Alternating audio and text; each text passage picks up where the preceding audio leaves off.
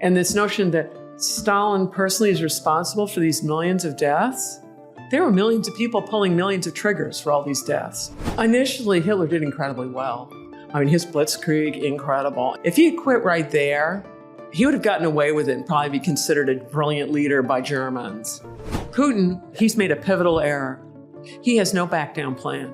He only has a double down plan. For the People's Republic to take Taiwan, I presume it's going to begin with an artillery barrage. I presume that's going to be leveling Taiwanese cities, right? We've watched how it goes in Ukraine. I can't imagine the Chinese being less brutal. You're going to say that's okay? Okay, today I have the pleasure of speaking with Sarah Paine. She is a professor of strategy and policy at the Naval War College, and she has written some of the best military history I've ever read. And we're going to get into history, strategy, all kinds of interesting topics today. My first question, does grand strategy as a concept make sense? So you have these countries, but the people making these decisions are individuals, and they have so many individual ambitions and desires and constraints, from internal politics to, factions they have to appease.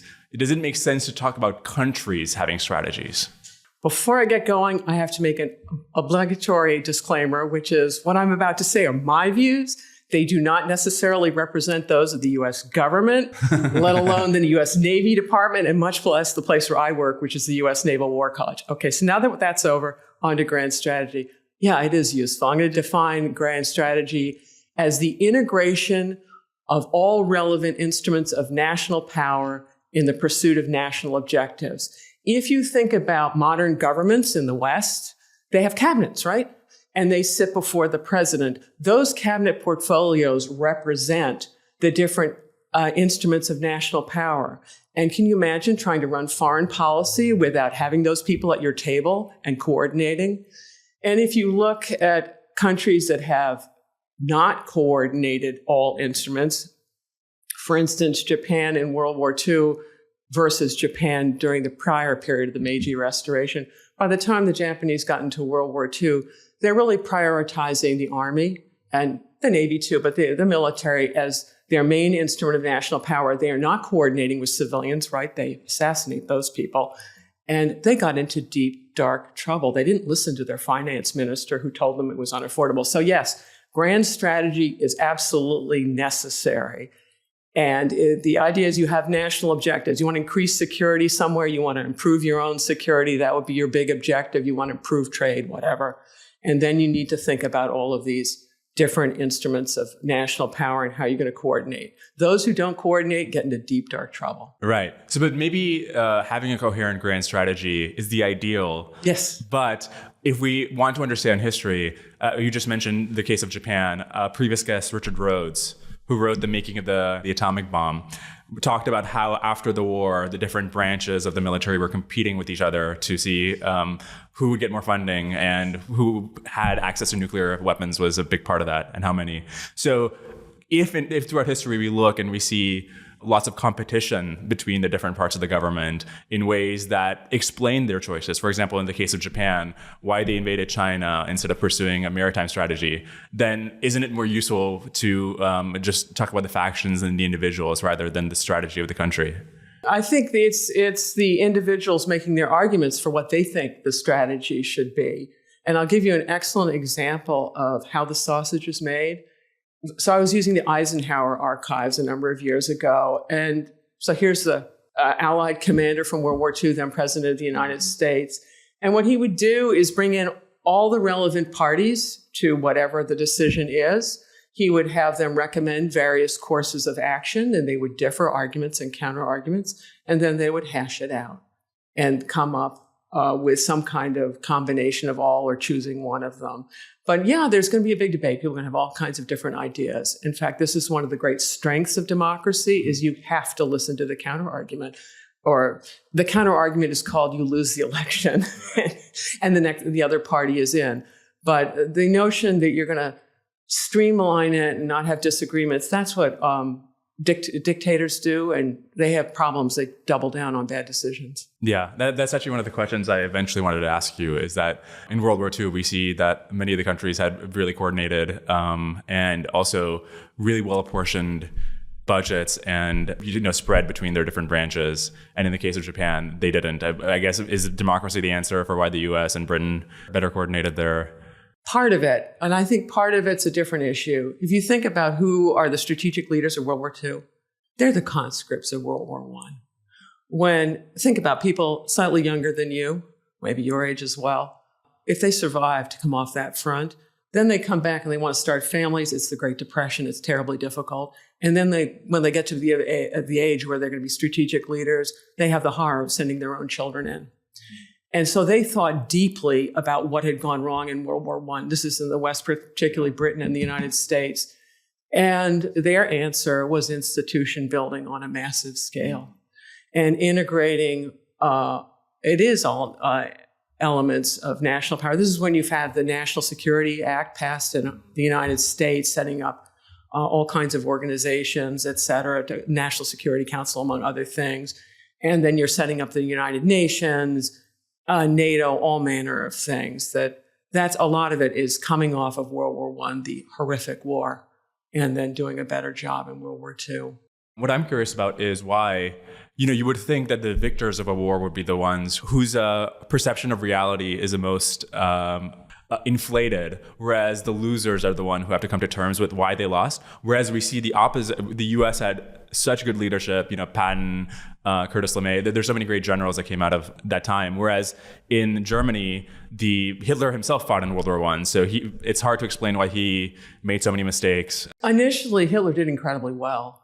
I mean, his blitzkrieg, incredible. And think about Hitler. If he had stopped with the Anschluss, where he gets Austria and he's going to take Czechoslovakia, and then he says, I'm uniting the German people. If he had quit right there, he would have gotten away with it and probably be considered a brilliant leader by Germans.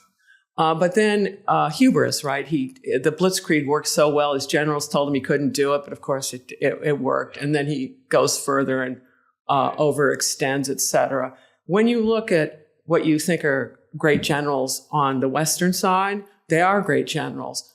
But their success has to do with a whole lot of other people. Think about it. If we hadn't broken the codes, which is the British helped us do that, and the Poles who brought out various Enigma machines and other things, would it have turned out the same? If you don't have Henry Ford, who's turning his cars into tanks, and the people who built Liberty ships, would it have been the same? If you do not have scientists doing the Manhattan Project, would it have been the same? And think about the enormous mobilization with the United States, where Americans are all on board, and in Britain and all over. So when you go, Patton has a whole civilian architecture behind him. And so we tend to personify it as the general.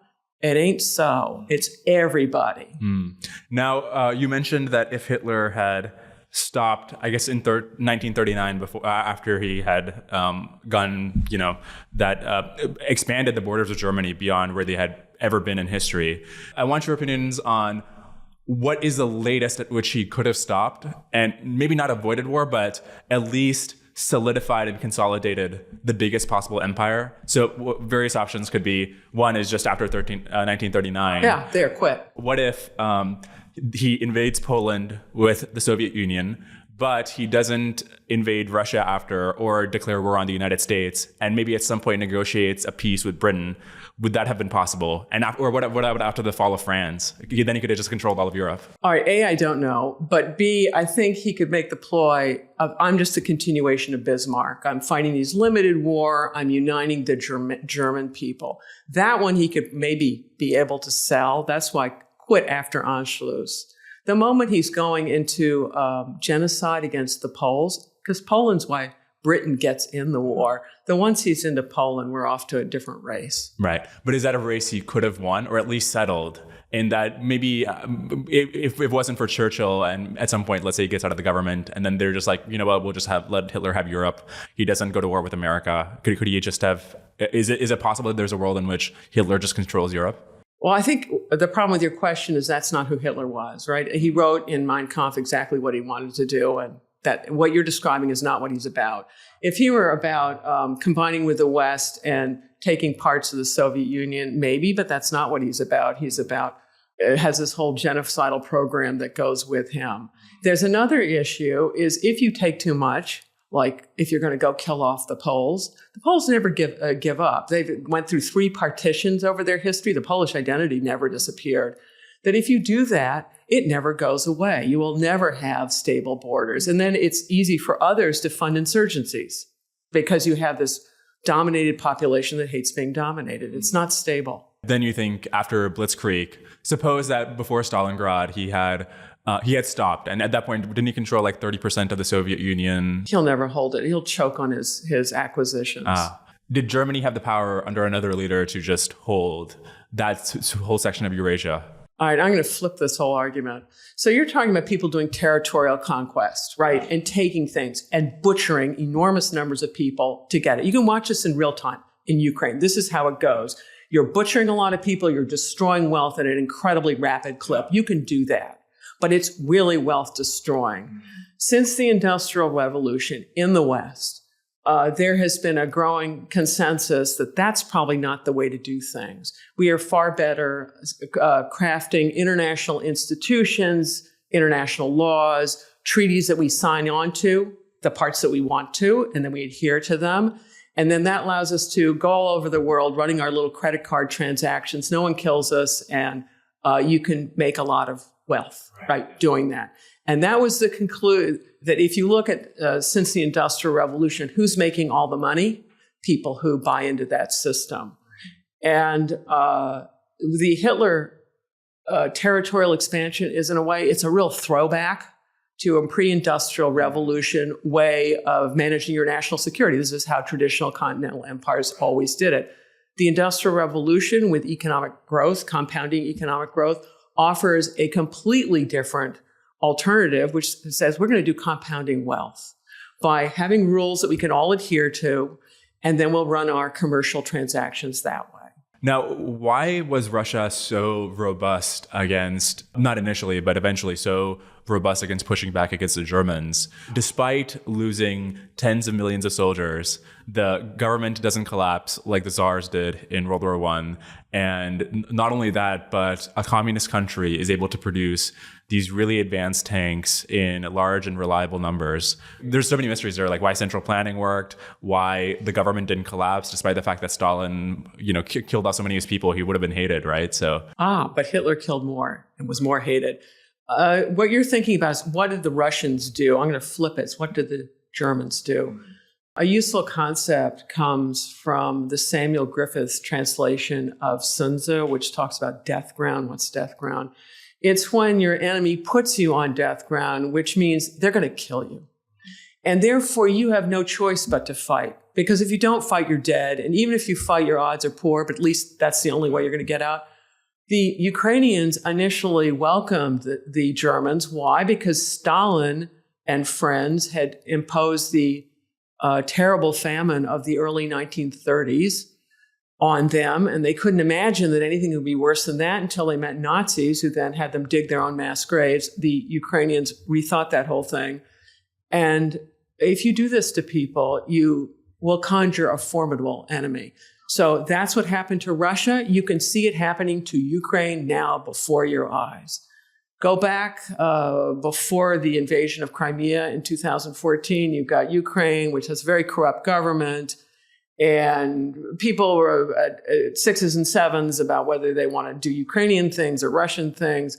Okay, fast forward to now, where you have Russians blowing away the people who were most loyal to them in the eastern part of the country who didn't leave. Their apartment buildings are being leveled by Russians. Ukrainians think, this idea that we can coexist with these people is over. And our irony is Putin's forging Ukrainian national identity. And wars often do this. In the United States, we start out with our 13 colonies, and they're all very different. After the Revolutionary War, that starts forging a national identity. And by the time you get to the end of the Civil War, where you have northern armies, at least those people have been all over the country, they have a real sense of nation by the end of that one. It's interesting because the strategy we pursued with Germany and Japan was unconditional surrender. Now, do you think of that as different than, obviously we didn't commit genocide or anything, but do you think of that as different than the sort of total unlimited policy objectives that, for example, Germany had in Ukraine or Japan had in China? We also pursued unconditional surrender against the South in the Civil War, right? So how do you think about, because that's also something where your back is up against the wall. Why did that not result in the same kind of morale? Because the United States did not put the people of these countries on death ground. The leadership had self-put themselves on death ground by where the problem for Tojo Hideki is if he backs down on anything, he's out of office. And then he doesn't know what happens after that. So he personally is on career death ground. And possibly he thinks, we were planning that he would get executed at the end of the war. But the Japanese people eventually figured out that they weren't on death ground. And in fact, the Japanese people were so exhausted by the whole thing that the society shattered. But the United States was never going to put the German people, start massacring them in the way that the Russians massacred the Poles when they moved in. The Germans massacred the Poles. How do you wind up with 8 or 9 million Polish deaths in World War II? Think about that. It's a large number. It's because they're massacring. They're being massacred. But there was a firebombing of Tokyo and Dresden and Berlin. I think it was in your book that 84,000 people died in that one night firebombing in Tokyo. Yes. It's terrible. Why did that not put them in the mind frame of a sort of total death ground? Well, A, I don't know, but B, Japan had been at war since 1931 in China. They'd been sending large armies. This isn't like recent U.S. wars, the counterinsurgencies in Iraq and Afghanistan. They're sending hundreds of thousands of troops to occupy Manchuria. The Chinese don't give up. It goes on and on and on. So by the time you're getting to 1945, it's a long time. Also, they had committed atrocities in China, and they knew all about it, and the atrocities got even better. When there were wounded Japanese soldiers, their commanders ordered their fellow soldiers to execute them because they didn't want cripples going home. They couldn't deal with them there. And so rather than have the Allies pick them up, they executed them in place. Can you imagine how Japanese soldiers felt about this? How do we explain the high morale, the famously high morale of the Japanese military, where they would refuse to surrender even after given orders by their superiors, despite knowing about these things that you're talking about? It's true. It's because it's a different culture. So in Japanese culture, you belong to in-groups or out-groups. So the biggest in-group the Japanese belonged to was Japanese people and everybody else. But within Japan, you come from a province, a locality, etc. You go school, education, various places. You belong to a job wherever you have, and there are various units within your job. And you owe loyalty. It's obligations. In the West, it's all about liberties and my rights. In the East, it's about obligations to other people.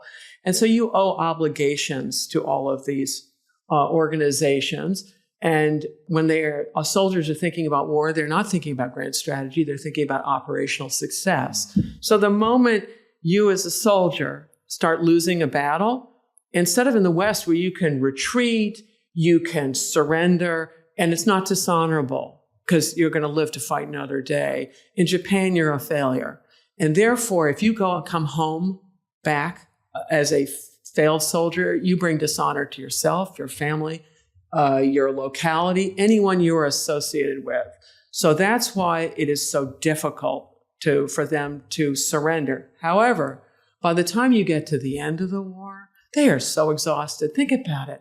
Their economy is, I don't know, I can't remember the statistics exactly. It's something like 1/10 of our economy. They have something like 1/13 of I can't remember this coal or steel production. And they don't have any local oil production. They're importers of food and they're not getting that food. So by the time you get to 45, they're exhausted. And it's a shattering that occurs. And finally, at the very end, you have Emperor Hirohito, who knew full well earlier if he disagreed, and he didn't disagree for a long time, that he would be assassinated or be proclaimed deranged. And he had a perfectly good underage son to be used as a figurehead. He knew that he couldn't do much about it. At the very end, when he decided he was about to get nuked, That's when he intervenes to break the deadlock and at the cabinet meetings. And there are a variety of people at the very top who realizes it's over. Could Hirohito have intervened earlier? I doubt it. Let's go back more than 5 years. If he intervenes when Japan is overextending in China, is there any chance that he could have succeeded? I doubt he thought of Japan overextending in China. What expertise does he have? He liked guppies. He likes studying fish in his backyard. He has no expertise. And then, of course, there's the hubris of it all, that we're going to dominate this place. And they look at the Chinese as an absolutely feckless, backward place that's had all these warlord things going on. And it doesn't dawn on them that by their extreme brutality in China, the Chinese finally get it, going, we're not the problem, the Japanese are the problem. And it is what the Japanese do that superglues China and is the great impetus to nation building. You can see parallels with Hitler doing the same thing in Russia. And also right now, Putin's busy canonizing Zelensky and creating a real nation out of Ukraine that's never going to forget these ongoing events. Yeah. Well, what I learned from your book that I thought was really interesting and also tragic because of the counterfactual was one of the strategies you suggested could have been that Japan could have, if it thought like a continental power, it could have allied with the nationalist to beat the communist in Russia, maybe waged almost a three-front war with Germany, the nationalist, and Japan, beat the communists and prevented the communists from taking hold in China. And given the consequences of communism in Russia and China and how many lives could have been saved if, I guess Hitler was beaten and then the communists are beaten, that Japanese choice just seems so tragic. Let's say they do it. That means Hitler forever. And that means if you're anything but a nice Aryan, your days are numbered. Certainly, it would have been the most massive ethnic cleanse ever in Europe. Suppose the Third Reich had survived. Maybe it had stopped at the point you were talking about where the German lands were reconstituted. Suppose that had happened. If you look at the Soviet Union, Stalin kills more of his people than Hitler had by that point. And I wonder if we have sort of burnished Stalin's reputation a little bit because we had to ally with him in World War II. But then the cycle we see in the Soviet Union is the inherent corruption and inefficiency of the totalitarian system. And then it breaks down. There's reform because people realize how crazy things have been. If the Third Reich had survived, would we see that same cycle there where the system breaks down and would we also remember them the same way as the Soviet Union where it was so evil, but at some point it just, you just can't sustain that level of craziness forever? I suspect it'd be worse. Why? Because the Germans are far more efficient than the Russians were in those days. And I remember it was, the Nadezhda Mandelstam. She was married to the poet Osip Mandelstam. And she was talking from the prison camps and saying, well, at least it's Russians doing this, because if it were Germans, there'd be no hope. With Russians, there's always a hope because they're inefficient too. And she's Russian talking about it. Hitler he's talking about annihilating entire peoples. But so was Stalin with killing off the entire classes of Ukrainians. Yeah, well, his idea is Ukrainians need to pretend they're Russians, and then that's fine if they do that. The question you're asking is, it's not a happy ending what you're describing. It's a horrendous ending. What is a scenario in which both Hitler and Stalin could have been defeated in World War II? Is there some system of alliances or counterfactual where that happens? I think the problem is World War I.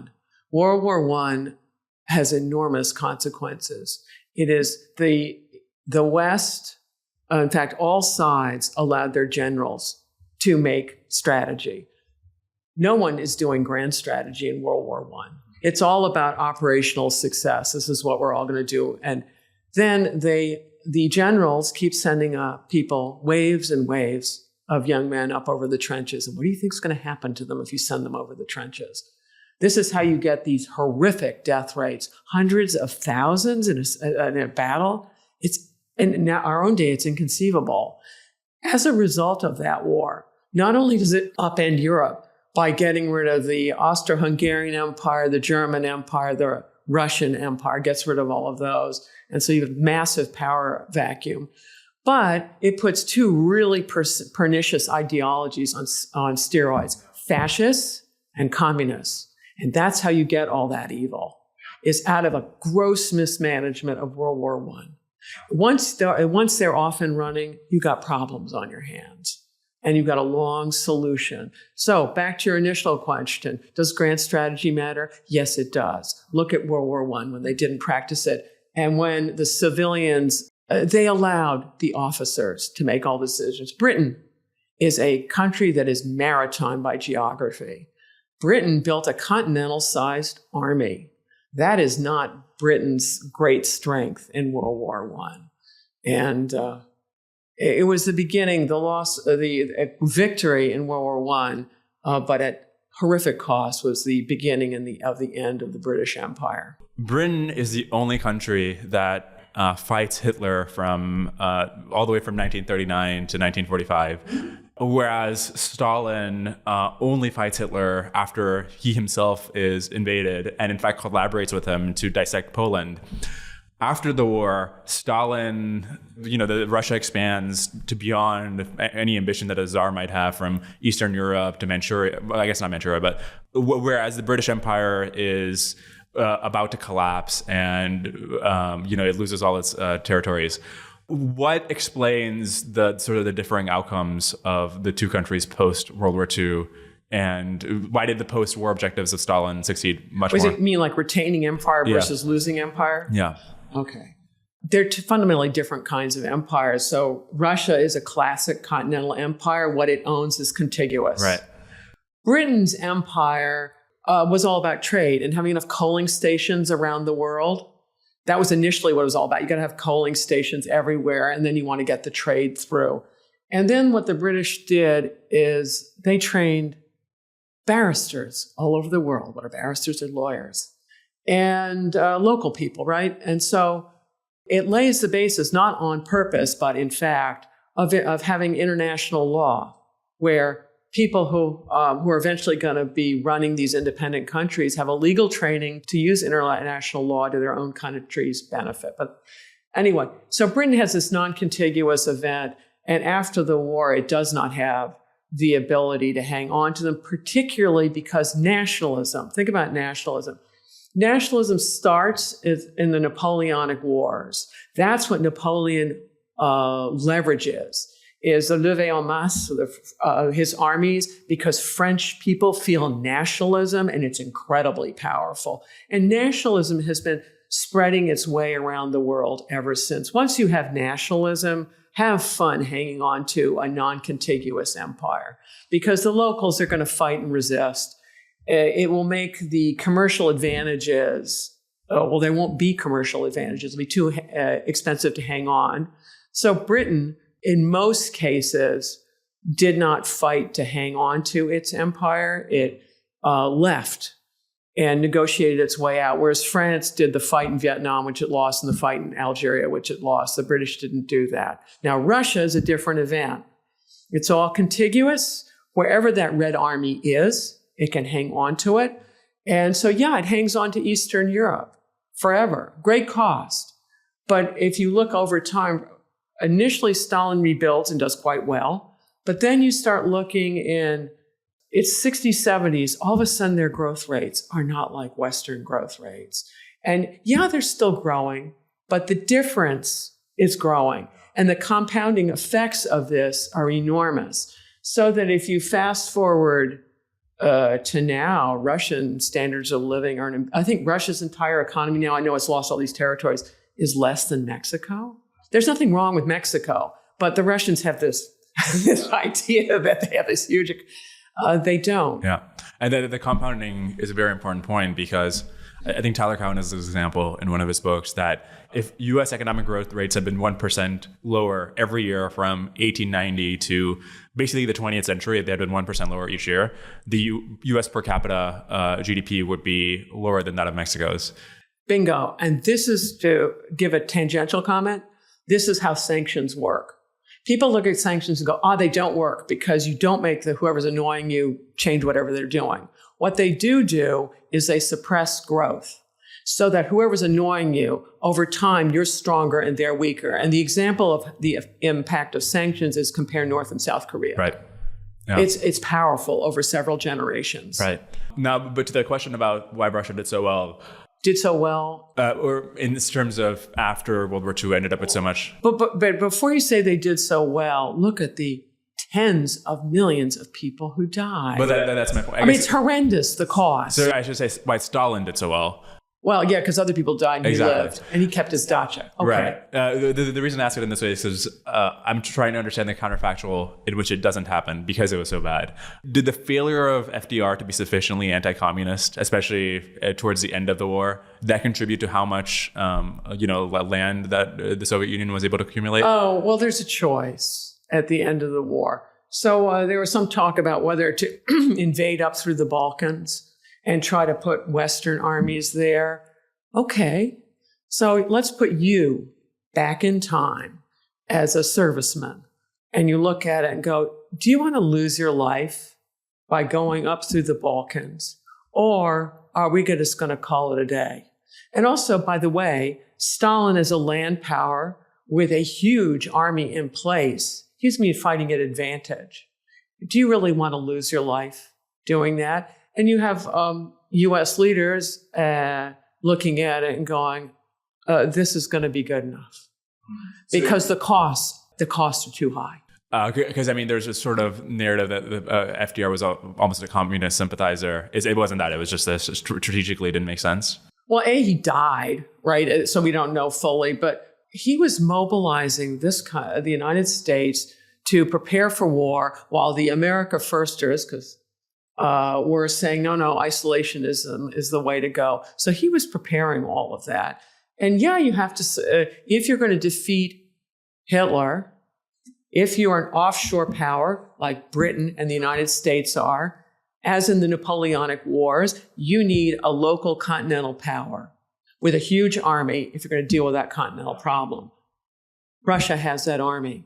So you're going to cooperate with Russia in the near term to get rid of the really big problem, which is Hitler, who's far more efficient than the Russians are. He's also located near the high-value areas of Europe, the industrialized parts of Europe. So whereas Russia is further away, you're going to deal with Hitler first. And then if you're going to have Stalin your ally, of course, you're going to say nice things about him.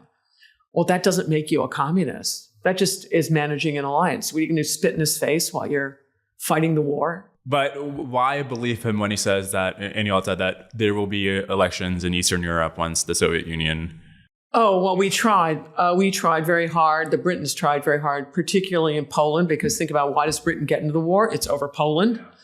And it's not feasible, right? When you get to the end of the war and the Red Army is fully in control of Poland, there's nothing we're going to be able to do about it. Americans had enough of the fight. There's cases in history where it seems there was a hinge point, let's say after the Bolsheviks take over Russia or after Mao was consolidating communist control of China, where I guess in general our bias is to be anti, I don't know, it's always hard to like plan some takeover. But in those cases, it seems like the hold and the way in which they got in was so tenuous and contingent that would it have been possible and desirable for us to extend greater efforts to prevent these regimes from getting in the first place, where we've had to deal with them for decades or sometimes centuries afterwards, the consequences of them getting to power? Well, if you're a Russian of any persuasion, I suspect you'd be really angry that some American from across the seas is going to determine what kind of government you live under. That's a problem there. And then you asked me earlier about overextension. So we're going to go around the entire world and telling others how to live. And then there's another issue, which is people like Stalin are a reflection of the country at the time. The notion that one guy, Stalin, waves a magic wand and everyone does what he wants. And this notion that Stalin personally is responsible for these millions of deaths. There were millions of people pulling millions of triggers for all these deaths. There are a lot of people who think it's a good idea. So they are a reflection of a place. Now in order to understand this, we personify it with Stalin. It's your earlier issue about generals. We personify how wars turn out often by generals because that gives us a grasp on it. But it's a much more complicated thing. How contingent was the global rise of communism? Because you've done so much research on Russia and Chinese history. In what percentage of worlds do the Bolsheviks take over in Russia? And if that doesn't happen, does communism spread to China and beyond? Because there's not the Bolshevik example and support of these global communist parties. The Russian Revolution is essential to the spread of communism. And how likely is that? And what are the chances that the White Army could have won? Does that make sense? Yeah, unlikely. If you look at Russian rail networks, they had the two centers, Moscow and St. Petersburg, which the Bolsheviks controlled. So if you're anybody else, that means you're on the end of these different railway lines, and there isn't the ability to link up with everyone. Whereas the Bolsheviks at the center can fan out. And so it gives them, and they also occupying the industrial centers. So it gives them the ability to pick off their enemies in detail and win that thing. How about in China? What are the odds that after the war, the nationalists could have consolidated control of China? It's difficult. The nationalists don't get credit for all the fighting of Japan. There was no way to get Lend-Lease aid to them during the war. If you want to get Lend-Lease aid in, you've got to have ports and railway systems. And if you look at China, the Japanese did a very effective blockade of China's coast.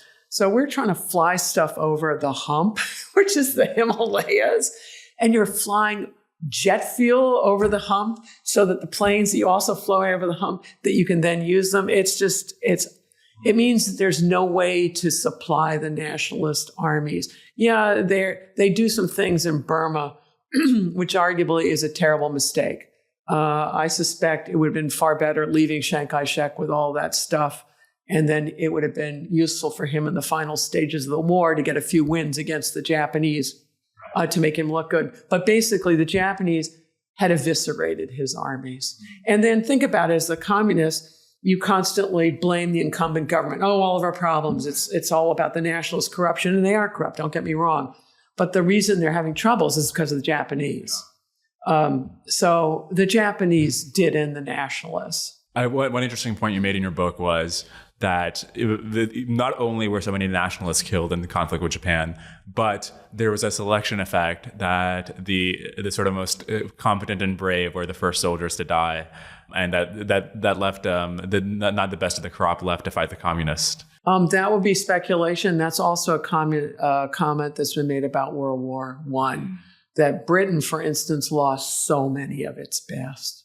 And so they don't go on to have children. They don't go on to become strategic leaders. They're unavailable in World War II. Can you talk more about these consequences of what are the kinds of people who are most likely to die in a war, and what are the broader consequences for? I have no idea. I mean, how would I know? Statistical evidence isn't there. I mean, the obvious is like able-bodied people are the most likely, right? And then the more able-bodied, it depends. A lot of the people who died in World War II are civilians, and they starved to death. Huge numbers. In fact, at the end of the war, in the Pacific, if you look at Japanese deaths from 41 when we get involved to 45, I can't remember the statistics, but it's like tens of thousands of Japanese are dying in 41, and you finally get up to hundreds of thousands in 44, but it's going into the millions in 45, and it's because of starvation. Is this the intentional starvation of the hunger plan? It's wartime. It's just facts. If you're in a war where you've destroyed all transportation and the ability to get goods anywhere, and you've killed the farming population all over the world, you get famine.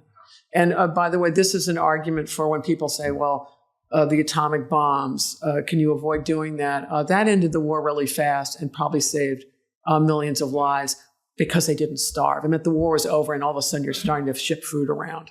But why did Germany and Japan continue the war after it was obvious that they would lose? And speaking of the deaths, weren't millions, I don't know if it's a majority, but like a huge chunk of the deaths happened after 43 when it was quite obvious that they were going to lose, right? I know. Well, it's because they're all on death ground, the leadership, et cetera. And then the population's been fed this story that if the other side wins, they're all going to be murdered too. Wars are easy to start, and they are very tricky to end. And this has been your life, right? You have watched the wars in Iraq and Afghanistan. Easy to start, very hard to get out of. And now we're into Ukraine. We'll see how long this goes on. Speaking of which, a broader question is, how well do you think the insights of scholars like you have been integrated into the thinking of military leaders, where you're studying, people like you have written these extensive books about how empires overextend and how invasions can be more complicated than you think. To what extent does that actually percolate to the military and civilian leadership that would decide to do an Iraq war and Afghanistan war? You're asking the wrong person. You need to interview those people and ask them what influenced them. At my low level in the weeds, I work at the U.S. Naval War College. We have officers from the United States and all over the world who come on in. And then we assign them readings from the kind of scholars you're talking about. What we do in strategy and policy are case studies about wars, and have them think about a lot of the kind of questions you're asking is what we ask students. And so we assign all these things. How much it influences them later in their career, you'd have to ask them. But surely you must be optimistic about it, or there's a reason why you do this work, right? Presumably you think that better understanding these previous situations helps leaders now make better decisions. And then I'm curious, to what extent do you think that pipeline is functioning? I have no idea about the pipeline, but about me, I can answer those. I grew up during the height of the Cold War and started graduate school. It was as it was ending, but I didn't know it was ending. And so I have the full-up Cold War education where I studied the Soviet Union when it was, and they had all these huge programs which no longer exist. And if you want to make good decisions, you have to be knowledgeable. You have to be able to make an accurate assessment about yourself and the other side. And so I've devoted my career to understanding the other side. And one of the things that I think Americans are particularly prone to is what I call half-court tennis. They study the world from their point of view. So they're always focused on Team America, and it's like half-court tennis. They look only at their side of the court. Balls come from mysterious places. Some people get new rackets. Who knows where they come from? And then somehow I'm going to play this game. Well, they no more follow football in this way. Think about people who love football in the States. They know about all the opposing teams and who's strong and blah, blah, blah. Well, foreign policy, you need to understand the other side. It's not just about me, and it's all about the interaction. So I spent my life, I was always wondered about, I'd heard that the Russians were really evil, right? Growing up in the Cold War. I thought, well, I'll learn more about it.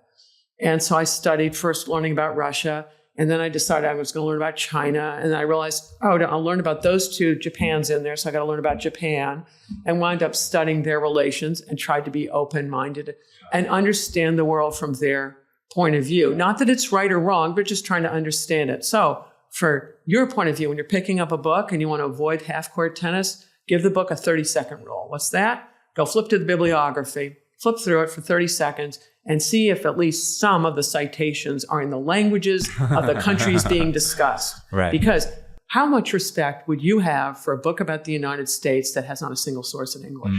I suspect the answer would be zero. And how do you consume these? Do you read the translations, or? Oh no, I can make bad spelling errors in numerous languages. I read these things slowly. Lots of large dictionaries. Yeah. And so you can look, and you say you've got my book, Wars for Asia. Go take a look at the footnotes in the back. You'll see there Russian and Japanese and Chinese, and then read it slowly. Yeah. And it is perhaps the best military history I've ever read. And also I've really enjoyed, remember me the title of your book on Japan, the Meiji? The Meiji one, it's just Imperial Japan. Right. Those. And I mean, you also have these other textbooks and collections of essays, which I highly recommend because of the thorough nature and the diversity of sources. Let's actually talk about your research. Maybe tell me more about like where you've done research around the world and throughout your different projects. Because I think people might not know the extent to which you have, for the years you've dug into the trenches on these. I've co-edited with my husband, Bruce Elliman, a series of books on naval operations. The United States is a maritime power. If you want to understand the maritime underpinnings of U.S. security, go to those, particularly a book on peripheral operations, expeditionary warfare, which is what we do. The expedition would be crossing the ocean to get there. And commerce raiding and blockades, that is a key to U.S. foreign policy. And the problem is if you exercise a continental foreign policy, you're prone to get into all sorts of wars you don't need to get into. That because we have huge oceans that separate us from our problems, it's a major point of strategy of whether to intervene or not intervene. So it's important to understand the maritime position of the United States. So there are these maritime books that if you're interested in learning about that, they're not fun reads. But anyway, they exist. Now you're asking me about research. Oh, back in the day, what was it? It was a year in the Soviet Union when it was, and then a year in PRC right after Tiananmen. It was delayed for a year. And that was quite exciting. There were armored trucks all around Beijing University, not to protect the students, but to protect themselves. Neutralize them if anything happened. Yeah, and then 3 years in Japan over the years and 3 years in Taiwan over the years of just reading deeply in the archives. Donald Rumsfeld has been much vilified, the former Secretary of Defense, but one of his quotations I love is he said he wasn't worried about the known unknowns, because he'd go after those, but he's worried about the unknown unknowns. And that's why you do archival research, is what is it that I know nothing about that is actually terribly important? So done a bunch of archival research in Japan. That dries up about World War II, that you can get into military archives and their foreign ministry archives, but then it's much less afterwards. And in China, China and Russia, they've both closed down. There's no way I wouldn't go into either country at this stage. Oh, you think even more so than after Tiananmen or during the Soviet Union? It's more hostile now than then? We were in the Soviet Union while Gorbachev was in power. And I actually got into the foreign ministry archives there, but only for the Tsarist period. And in China, you could still get into various archives. I was in using the Qing archives, and then the nationalist archives were much more closed. And then now the archives are just plain closed. Go to Russia now, get yourself arrested. And China, likewise, they've shut down all of these archives. So to compensate for the last, I don't know, it's not quite 10 years, spent 2 months every summer going to U.S. presidential archives. So starting with, we didn't do it quite in order, but Truman, Eisenhower, and then this last spring, we just did the George Bush Senior archives. And now I'm in Britain using their wonderful national archives, looking particularly from the 1917 to 1945 period.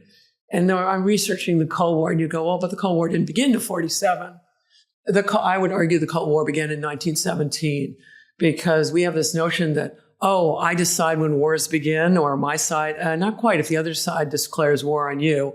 And the Bolsheviks made it very clear that they had declared war on the capitalist order. And Britain was much more attuned to this, worried about communist ideas infiltrating to labor movements and all this other stuff.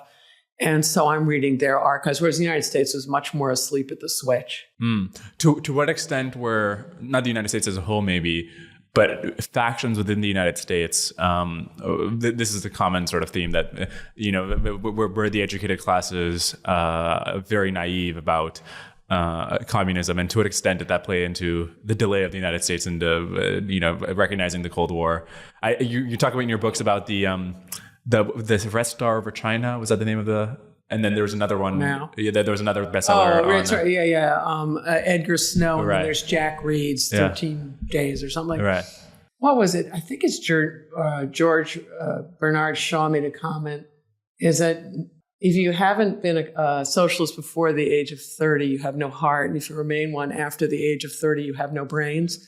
That it's the idealism of it all. And World War I seemed to vindicate so much of what Karl Marx said about how capitalist countries are just imperialist. They don't care about the young. They just throw them over the trenches and destroy them. Which is so ironic given how communist countries have dealt with their populations and how callously they have wasted them. That's called the big lie. And it is amazing how these big lies live. And very powerful. But then when they crumble, they're gone for good. People believed, even when I was in graduate school, there were a bunch of people saying, oh, Russia, it has no drug problem. It has all these blah, blah, blah, that's better. Because they're believing the Kool-Aid that's being dished out from Moscow, which is lies. Now, what explains the credulity of these people in the U.S. and Britain on the Soviet Union's claims about for everything from its economic growth to its humanitarian to the way it dealt with its own populations? Why were some people so asleep to this? I don't know, but I suspect is the sins of the West are really obvious because we have an open press. And for anyone who'd been through World War I and had any male member in the family who'd been at the trenches and came back and talked about it, it was pretty horrific, right? And so you can't believe that anything's going to be worse than that. Or if you go to China under Chiang Kai-shek, and he had a semi-free press. That's how we know about things. And so you look at the incredible corruption going on there. You go, well, how can anything be worse than this? Well, actually, it can be a lot worse than this. You talk in your book, The Wars on Asia, and elsewhere about the Japanese occupation of Manchuria and how they industrialized the region and how at the end, I think it had 50% higher GDP per capita than the rest of China. And it was the most industrialized part of Asia outside of Japan. Japan also colonized Taiwan. And we see those are some of the wealthiest parts of Asia now. And then we also see the impact of the communist counterfactual in other parts of Asia. What should we make of, in retrospect, of the impact of the Japanese occupation, given the wealth of Korea, Taiwan, these other areas now, and how much the industrialization under Japan Let's mattered? go back in time. If you get before World War II, which is when the really huge atrocities that the Imperial Japanese Army commits without any doubt, and going into someone else's country and committing atrocities, that's not a winning game plan. If you go before then, if you think of the Meiji Restoration, and so they colonized Taiwan, they colonized Korea. It was brutal in Korea because the Koreans resisted and then the Japanese got nasty. Taiwan, much less resistance. To this day, the Taiwanese do not have this bitterness about Japan that the Koreans do. All right. So I'm not going to deny there was any brutality. There was brutality. But what the Japanese did when they moved into Korea and Taiwan is they set about creating infrastructure. They put in train lines. They set about educating people. Do they put them in the top positions? No, the top positions are for Japanese. But they do things like publish all kinds of magazines. So incredible numbers of like technical journals about agronomy and things, so that you have this incredible improvement of output because you're spreading knowledge to people, to the Taiwanese and to the Koreans. And another thing they did, unlike the United States, is they do it from the bottom up. They control the police force and the locality, and from there all the way up. So they really have local control. When the United States went to places like the Philippines, which happens at more or less the same time, Philippine war is it's early 1900s. The United States wants to deal with English-speaking elites, sound familiar, who are located in the capital.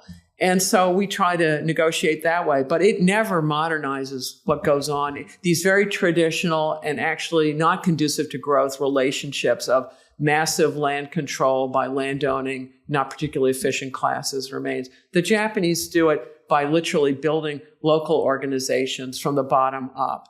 It's not remotely democratic. People who disagree at the time are treated brutally, do not get me wrong.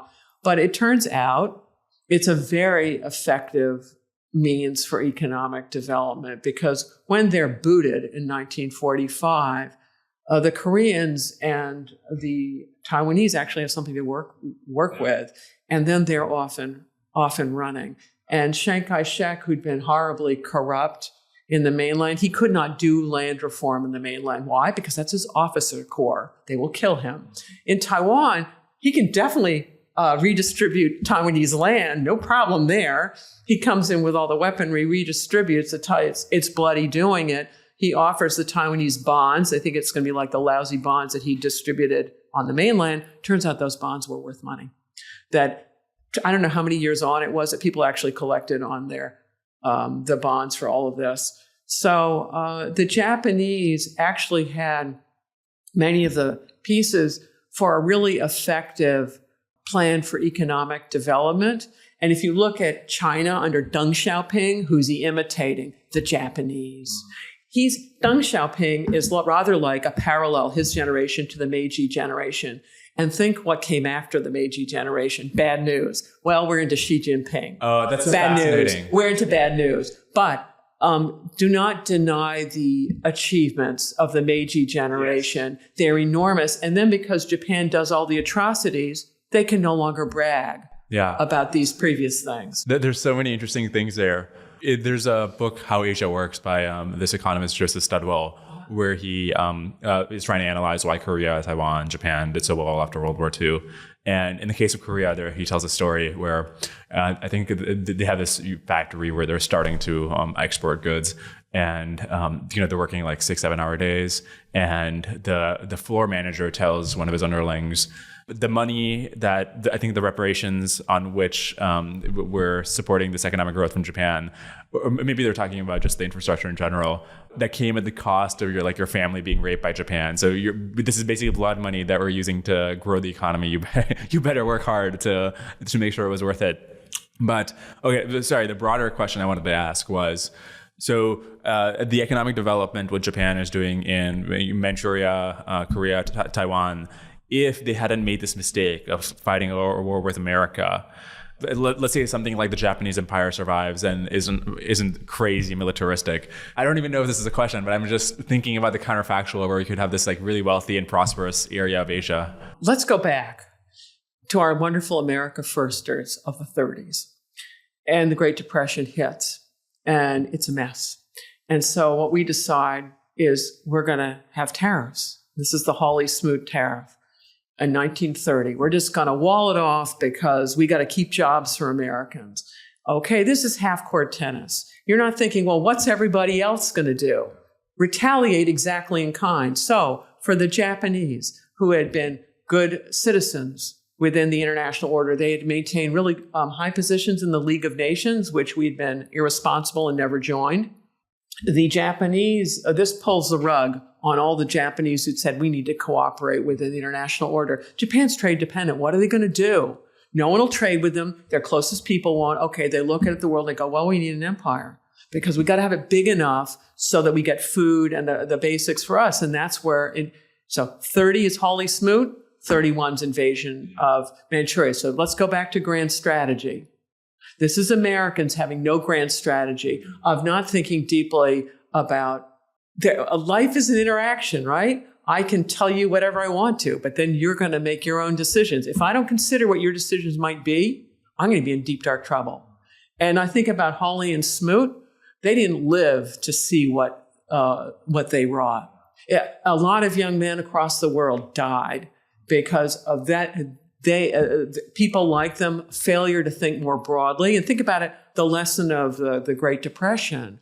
The moment the international economy starts getting a cold, there are meetings of bankers and foreign ministers the world over to prevent it from going crazy ever again, because they realize what the consequences are. You take people who are poor already, and then you have a Great Depression, you get desperate decisions. And then once you start a war, it's very difficult to stop. So it's a great lesson. So what Japan then is making an ugly decision because it's stuck. And so they go into Manchuria, which is where all their investments are, to protect them. China's got this crazy civil war going on. Japan, if it had just sat in Manchuria and just sat, they probably would have been just fine because they do stabilize Manchuria. They are bringing some income back in. But the moment that they escalate big time in 37, they ruin their economy. And it takes a number of years to play out fully. It's a disaster for themselves, most of all. Just broader picture of what I'm learning from these military histories, and especially your books, is there's these bigger forces of like which country has more production and so on. But then you can have these individual mistakes, a single mistake, like a single decision point by a single person that cascades, and then you overextended China. Now you need more oil. Now you feel like the need to invade America, and the importance of leadership in preventing these sorts of catastrophic mistakes. Yeah, no, it's what I would call pivotal error. Japan's decision to attack Pearl Harbor is a pivotal error. They are already grossly overextended in China. They want to cut out foreign aid. They think, oh, Hawaii. Remember that Hawaii is not a U.S. state, doesn't become a state until, I don't know, 59 or something. So, and they probably take this racist view of Hawaiians, of whoever they think Hawaiians are. And so their idea is we're going to take a newspaper, thwap the dog on the snout, and the dog will quit. And instead, you create great power allies all across the Pacific for the Chinese. So yeah, there are pivotal errors that you can make, at which point there is no return for the status quo ante. You have seen Putin make a pivotal error, right? He was getting away with hanging on to the Donbass and the Crimea. Now he made the pivotal error to try to take the whole enchilada. There is no going back on that error. Actually, that I want to ask you about that. So, Japan invades Manchuria in 1931. Hitler invades Poland in 1939.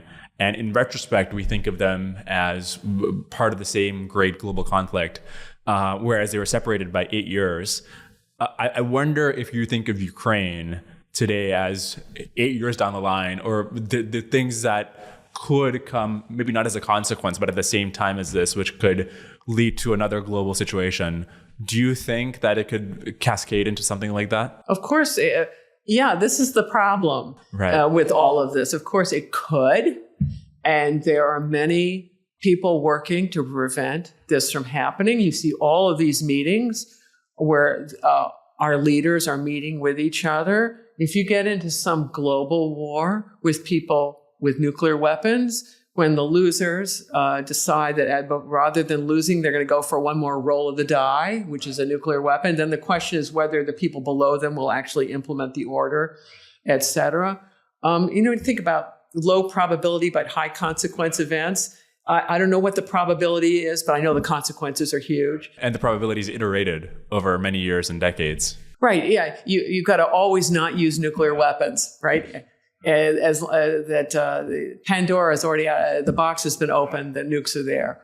Especially if there's no retirement plan for Putin. No. Well, one of the things that's interesting from your book, I think you mentioned this explicitly in the Wars in Asia, there's things that are seen by one side as we are deterring the other side, are often seen as the other side as a provocation, yes. Where the embargoes from the U.S. Are seen as Japan as a deadline to attack.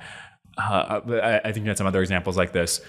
I think people who are less sympathetic to the Ukrainian cause have said, well, extending NATO, which we thought would be deterrence, is that was actually a provocation for Putin. But what should we just generally make of that lesson? First of all, I think you should look at the people living in the countries in question.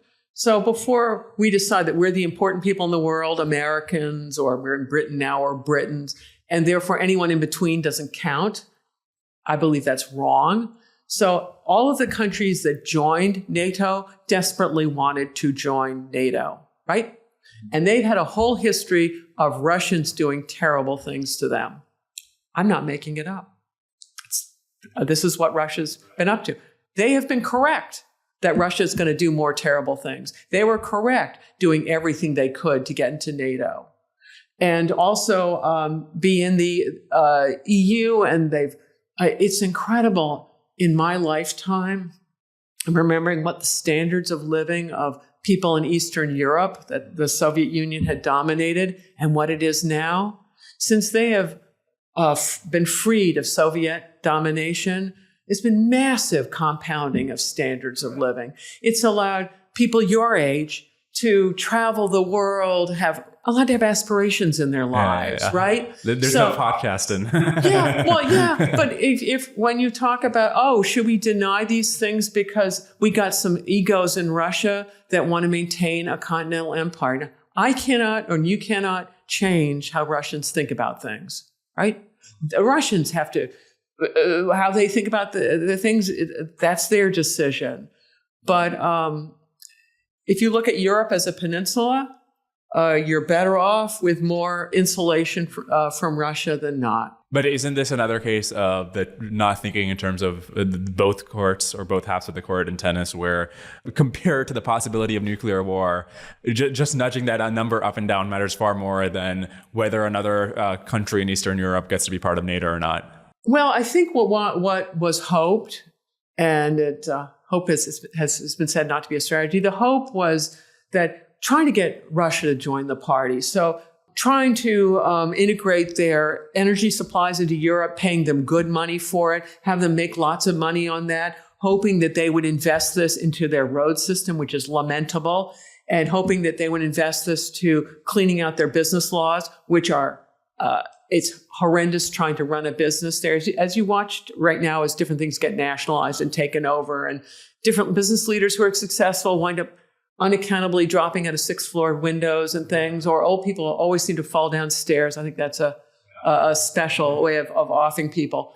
That was the hope, is join the party, because you will become wealthy too. Russian standards of living have been stagnating for quite a while. That Putin's model of the basically taking over your neighbor's stuff and then whatever you have a bomb flat bringing home it's not an efficient way to make wealth. And you're killing so many people. So I don't believe that we in the West have this denying people of Eastern Europe, saying, hey, well, actually, because the Russians have such an attitude, you get to be their serfs forever. Or I guess it's not about, not that it's just, but there are broader considerations for the same reason that you were talking about earlier, that would not have made sense for Americans. It would have not been plausible that we would have kept fighting further to prevent the Eastern Europe at the time from succumbing to the Red Army. The Ukrainians are doing the fighting right now. But supplied by tremendous amounts of Western aid. Yeah, they are. But that's pennies on the dollar. They're willing to fight for their country. It's not about the cost to the United. It's not like the 40 billion or whatever. It's the how does this nudge the nuclear war numbers or the nuclear war probabilities? Well, what's the nuclear war going to do, Putin? The Ukrainian forces are dispersed. What's the target? It's going to be Kyiv, I suppose. Or I don't know. He thinks that he's out of options, so let's go bomb NATO headquarters or something. I think the Chinese have whispered in his ear, and this is pure speculation, is, buddy, if you do this, everybody on the planet is going to get nuclear weapons, and all of a sudden we aren't going to have this little small club of people with nuclear weapons, and the consequences are going to be rather horrendous. And also look at China. It has more nuclear-armed neighbors than anyone on the planet, and some of them are totally nuts. Putin himself, right? Well, and Pakistan, I would think, let's try North Korea for a country that's got starvation in the 21st century. How did you do it? Although on this point, another thing your books have emphasized is how often leaders make mistakes that make very little strategic sense and are very stupid. You could imagine, even though it would be very stupid for Putin to escalate, especially if he personally is going to be, there's no retirement plan. I could imagine him doing very stupid things. Well, let's put stupid out of it, because it's not explanatory by saying, well, someone's stupid, because it means you write off understanding their reasoning. So a lot of Westerners, when they think of governments, think about governments operating in the interest of their population. So when their decisions don't improve standards of living, security, and things, then we say those aren't good decisions. All right, but that's not the game. In China, for instance, it's all about maintaining the monopoly of the Chinese Communist Party to rule. And if that conflicts with having higher living standards, you better believe they're choosing Communist Party. So you're watching those kind of decisions going on right now, where their most talented entrepreneurs are being relieved of their enterprises. Or Putin, as you said, he's made a pivotal error. He has no back down plan. He only has a double down plan. Expect him to double down forever. And and then the question is whether all the oligarchs want to keep doubling down with him and his generals, or whether they, I don't know, give him something extra in his Cheerios some morning. Who knows? So I feel like this is one of the lessons you were actually talking about earlier, where you don't want somebody to feel like they're up against the wall, like on death's ground, where even if it would be an unjust sort of resolution, some sort of ceasefire where Putin can save face. I wonder if your sort of historical lessons would bring you to that conclusion. Oh, and Putin, he will be back for more, and understand that that's just the case. But then what is the solution? We can't have unconditional surrender unless we're... No one's marching into Moscow. Right. The United States has done this for many years, is you don't recognize the territories that he's taken, which means the Russians are stuck with a sanction regime of some type forever. And you go, oh, well, that'll weaken. Certain people won't adhere to it. It will depress Russian growth forever, which goes back to an earlier part of this conversation of it's really powerful. And it was some Russians who themselves, when at the very beginning, said, oh, no, we are going to be like North Korea. Yeah, you will be. That's exactly where he's heading them. We don't control when the Russians reassess. We can't even predict when or whether they'll reassess. We can't predict whether there'll be some kind of incipient civil war in Russia, right? Which would be, well, destabilizing by definition. Who knows how that goes? But the Ukrainians are fighting for their country, and one of the things you asked me in an email about is whether superior finances wins wars or something. It's superior alliance systems that win wars. And it's interesting that the Europeans, particularly the Eastern Europeans, are the leaders of all this. And isn't it fascinating that the Finns and the Swedes, who forever were neutral, are now all over this? And they know. So what is it? The enemy gets a vote. The Russians have a vote. As long as the Russians are playing this game, our best bet is to support Ukrainians. Because unlike Iraq and Afghanistan, where the locals did not do the bulk of the fighting, this is when the locals are. And that's key on whether you also were emailing me and asking me about successful versus unsuccessful interventions. When the locals do all the fighting, that's when your best odds are of helping them. Yeah. Actually, speaking of Iraq and Afghanistan, after World War II, our occupations of Japan and Germany were very successful in rooting out the toxic ideologies and completely transforming the society and culture. Whereas, Afghanistan, Iraq, we didn't have the same effect. What explains why those occupations were so much more successful? Easy. One is a case of rebuilding institutions, and the other one is building them from scratch. You can rebuild things rapidly. And if you think of after the war, how things were bombed out in Western Europe, and quite rapidly they repair buildings and things. So both Germany and Japan had an extensive list of functioning institutions, from local police offices to educational systems to governments that local, provincial, et cetera, governments, and running the train systems and businesses, and all of this have been absolutely functional.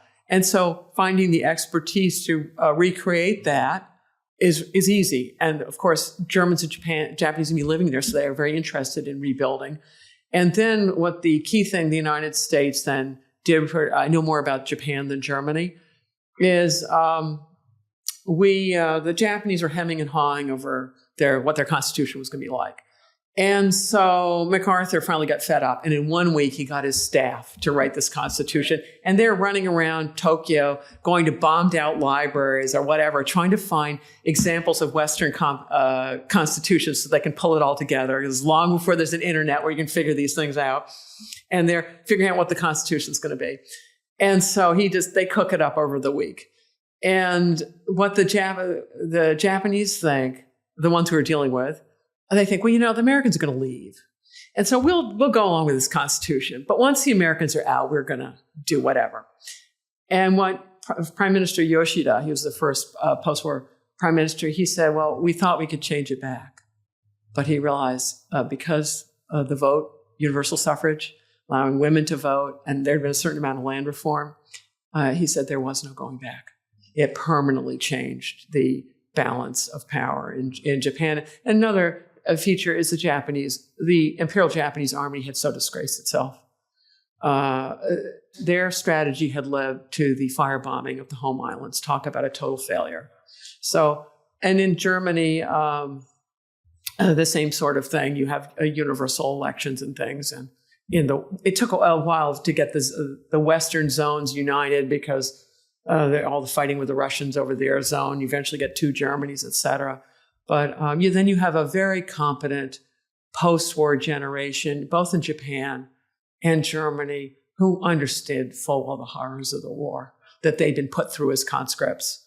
And they are really intent on rebuilding their societies. And they're the miracle generations in both countries. there's no parallel for that in Afghanistan and Iraq, right? They've never been developed countries. Germany and Japan were developed countries.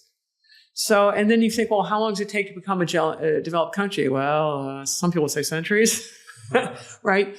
And then there's a whole other piece, which is the Germans and the Japanese had a real sense of nation, right? Nationalism. So you don't have to worry about nation building because they have a sense of national identity. You do worry about state building. So we were helping with state rebuilding.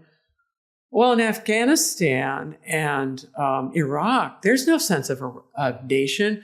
They have these, I'm no expert on these parts of the world, but my understanding is you have these very different ethnic groups, many of whom want to kill each other, right? You just got a civil war going on there, talking about a death ground kind of civil war where one's in power and just ruins the others, and the other gets in power, they ruin the other people. And that's what's going on in Afghanistan and Iraq. In addition, because they're internal locations, right? They're in the middle of continents, and they're surrounded by a variety of neighbors.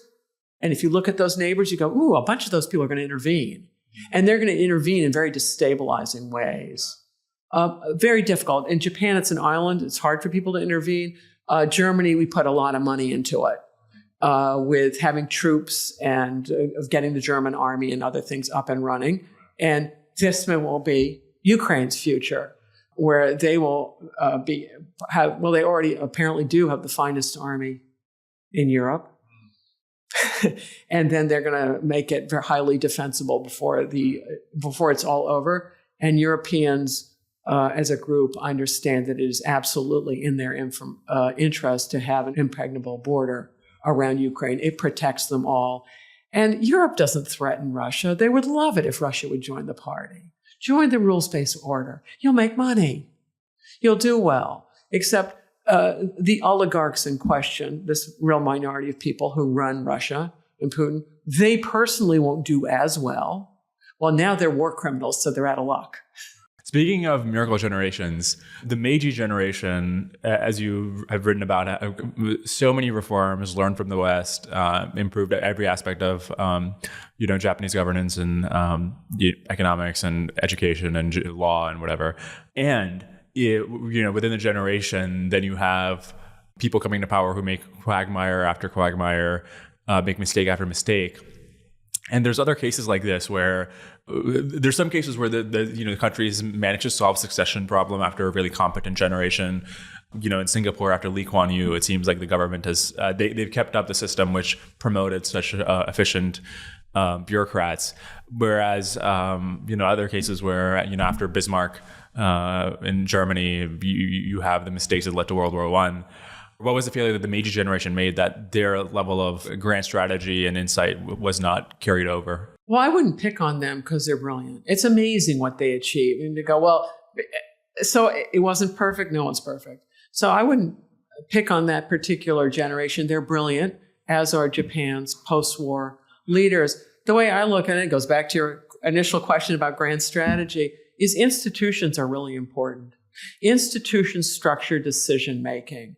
Now, it's very difficult to figure out what types of institutions to build. And when you see failings in them, you go, oh, I've got to do something next time. But this, again, is the brilliance of this evolving maritime order in which we live, where people sign on to the things in which it's in their interest to sign on to them, like you sign on to treaties, and then you have provisos of the parts you don't want. And you join these international organizations, and then you influence how they develop, et cetera. So these organizations have been instrumental, the ones built right after World War II, in holding the peace. Japan, MacArthur's constitution, and then Japan's subsequent leaders has worked on improving the institutions that they have. But institutions take a long, long time to build. I think about it, it's sort of like a spider's web. So that you spin this thing that's like gossamer, but then you spin enough of it and then it really holds. But then there are people like Hitler who come through and they undo the work of others. Bismarck, when you ask about him, it's hardly personalistic. That's not about an institution. That's about a guy leveraging the king.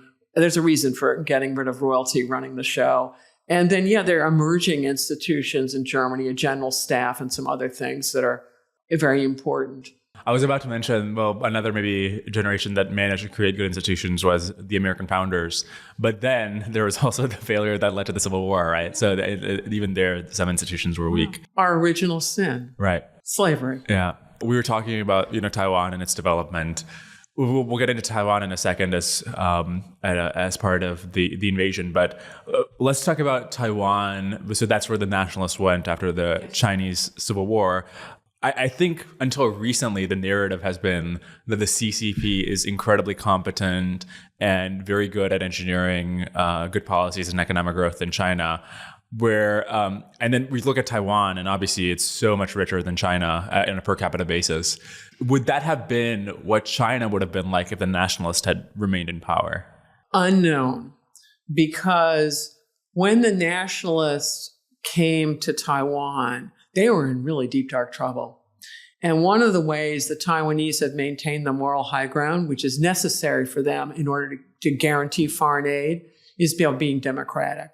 That their really exposed position put enormous pressure on them to democratize, because the United States is sitting on them and going, you need to get democratic. And also the nationalists engaged on a real comprehensive after-action report on Taiwan, and they concluded, why did we lose? Well, it was this incredible corruption and the need to do land reform. I don't think land reform was feasible for Chiang Kai-shek on the mainland. Why? Because that's his power base, all the landowners. And you try to reform them, you'll get a headshot. Whereas on Taiwan, it was bloody doing land reform. The local Taiwanese did not appreciate getting expropriated, and there were massacres over it. Although in Korea, I think Park did land reform, and that was native. Syngman Rhee apparently did it even earlier. That it was one in the land reform they did there was the Japanese had large expropriated areas, so it was easier to do that. And so Syngman Rhee does land reform immediately. It's not been well studied, and it'd be fascinating if someone actually did study it. And it probably helps explain why tremendous loyalty within the Korean armed forces to the South Korean government.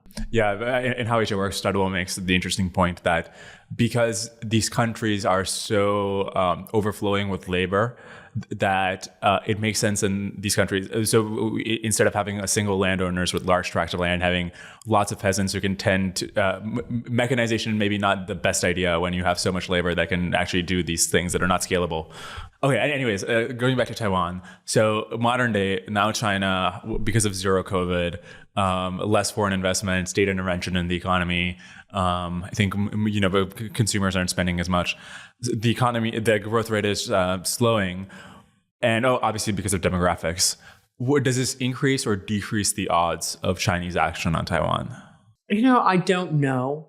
I honestly don't know. But it's again, I think a better way of looking at it, or at least the way I would look at it, is talk about looking at consequences, high consequence. It's guaranteed that if they go into Taiwan, it is a high consequence event, without a doubt. And what the odds are, I don't know. However, if you listen to their speeches, they tell you they're going to do it, right? They're consistent. And the West learned that you read improbable speeches, right? People read Mein Kampf and said, this is a nutcase. No one would ever do that. Well, it quite accurately represented. People, even in dictatorships, they have to transmit message to population, and they quite often very accurately tell you what they're going to do. Putin has been quite clear what he's been up to. Stalin was very clear what he was up to. So let's judge Xi Jinping at his word, and he says he's going to go for it. Now, whether he's still in power, I don't know.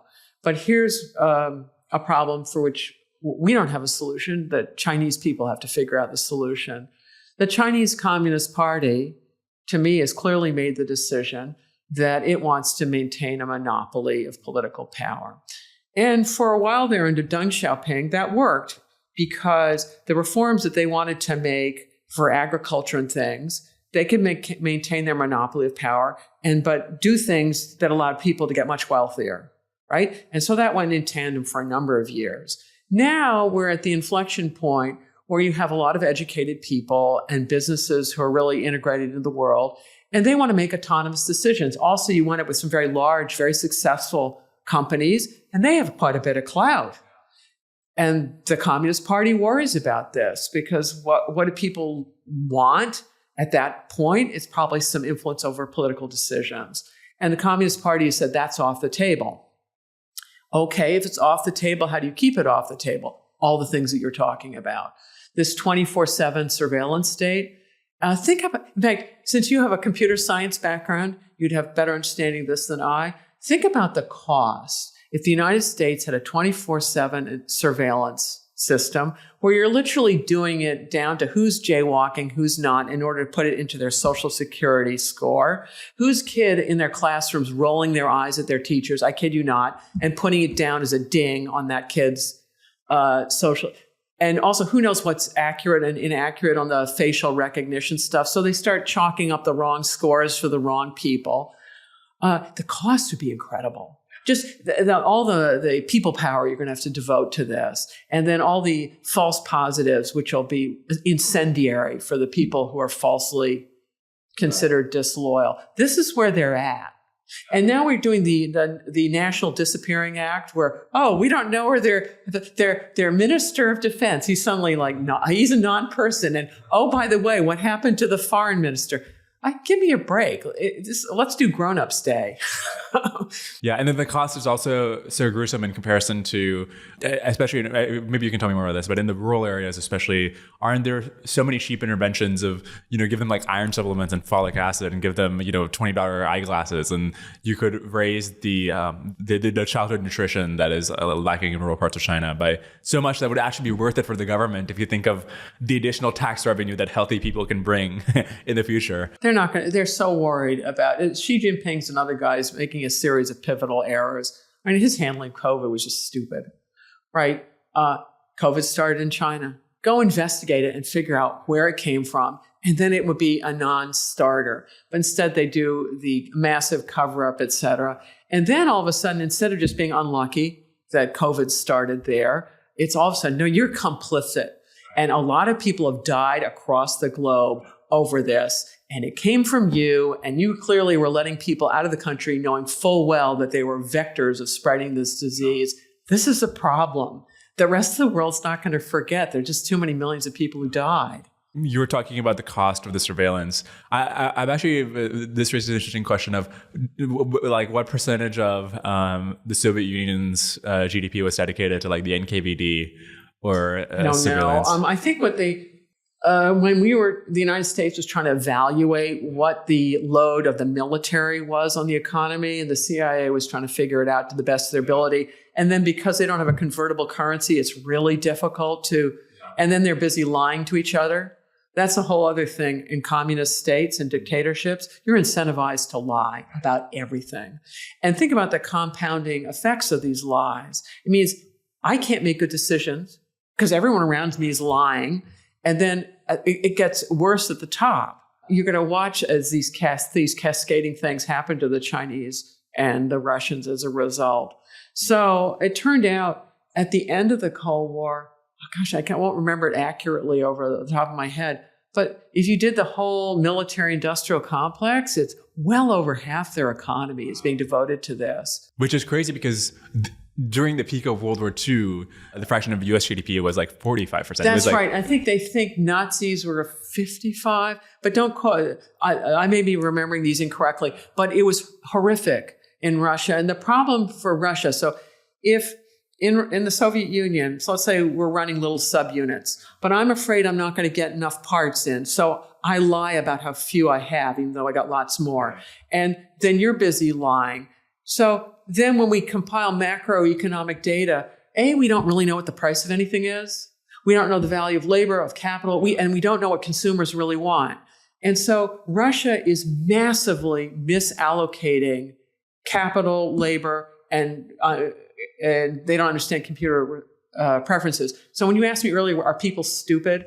It's more, they've got all this incorrect data, and by the time they realize that, something's wrong, they're already in a deep, dark crisis. This is late in Brezhnev, where the numbers are just a mess. And so when Gorbachev comes in 1985, it's just a massive implosion. And then he tries to save the beast. And of course, his cure kills the beast. Speaking of which, by the way, so after World War II, the production in Germany and Japan, these companies that were making weapons, Mitsubishi and Volkswagen and BMW, now they become world-class consumer. They produce world-class consumer products. GE in America. Whereas in Russia, they have, is it the T-34, the tank that was like state of the art? Yeah. Well, apparently that thing was built on American chassis. Apparently it's based on our technology that we weren't interested in. Of course, they took the chassis, et cetera. But in World War II, do not forget about Lend-Lease. This is another lesson of World War I. Imperial Russia fell. Disaster. Absolute disaster. Why did they fall? Well, no one bothered to supply them with, really focus on supplying them with adequate weapons. They had huge armies, but they're sending their young men in without rifles and saying, well, when you get there, go pick one off. Of the dead body? I think that means they've done no training. And you're just wasting people. And then can you imagine being that soldier and thinking, this is how my government treats me? So World War II, the emphasis on supplying Russia is huge. So what do we supply? We supply all the things that make them move. So it's rolling stock and getting their train lines going. They produce planes, but they can't do the jet fuel. It's high octane. You may know more about it than I do. We're providing all that. Russians will starve. We provide a tremendous amount of food. Spam, which on email spam, it comes from that canned pork and whatever. Well, actually, if you think about it, if you get one of those little spam cans, that'll keep you going. And we spent that all over the world, and that's the origin of spam on the computer. People, by the end of World War II, were so sick of spam. But anyway, we fed the Russians, and we provided them all kinds of things that without it, they could not have fought. So fast forward now, we're providing those things for Ukraine. Right. The Ukrainians can feed themselves, et cetera, to keep them in the fight. But why didn't the impressive industrial war output of the Soviet Union transfer into these the same way that it did in Germany and Japan and these successful consumer brands? It's their model for development. This is a big difference between their model for development and the Meiji model. The communist model is heavy industry and largely for the military. Right. And the Meiji, even though they wound up with a big military, it's about getting these consumer products in and light industry. And then they go on to do heavy industry. And it turns out the Meiji model is the better one. It just works better for an economy. And so the Russians aren't interested in doing consumer goods, right? It's all about the communist power having monopolizing power and then playing God in whatever region they control, right? And dictating whether other people live or die. Yeah. Okay, let's go back to Taiwan. What are the odds you would give of a Taiwan conflict? Maybe you can give me your over under 5 years, 10 years, 20 years. I have no idea. I think you have to prepare for it. Mm-hmm. And it will best position you to deter it, even though you may fail at deterring it. And then if you fail at deterring it, it will best position you to deal if bad things happen. Being at the Naval War College and seeing how people are talking about this, I mean, how likely is it that the U.S. would actually directly intervene on the behalf of Taiwan and directly fight the Chinese? I think that if you think about Taiwan, what is it? It's a country of 20 plus million people. If you look across the globe, how many countries have about 20 million plus people? Lots. It's probably most countries in the world are kind of that size. So if you say it's okay to go level a country, because for the People's Republic to take Taiwan, I presume it's going to begin with an artillery barrage.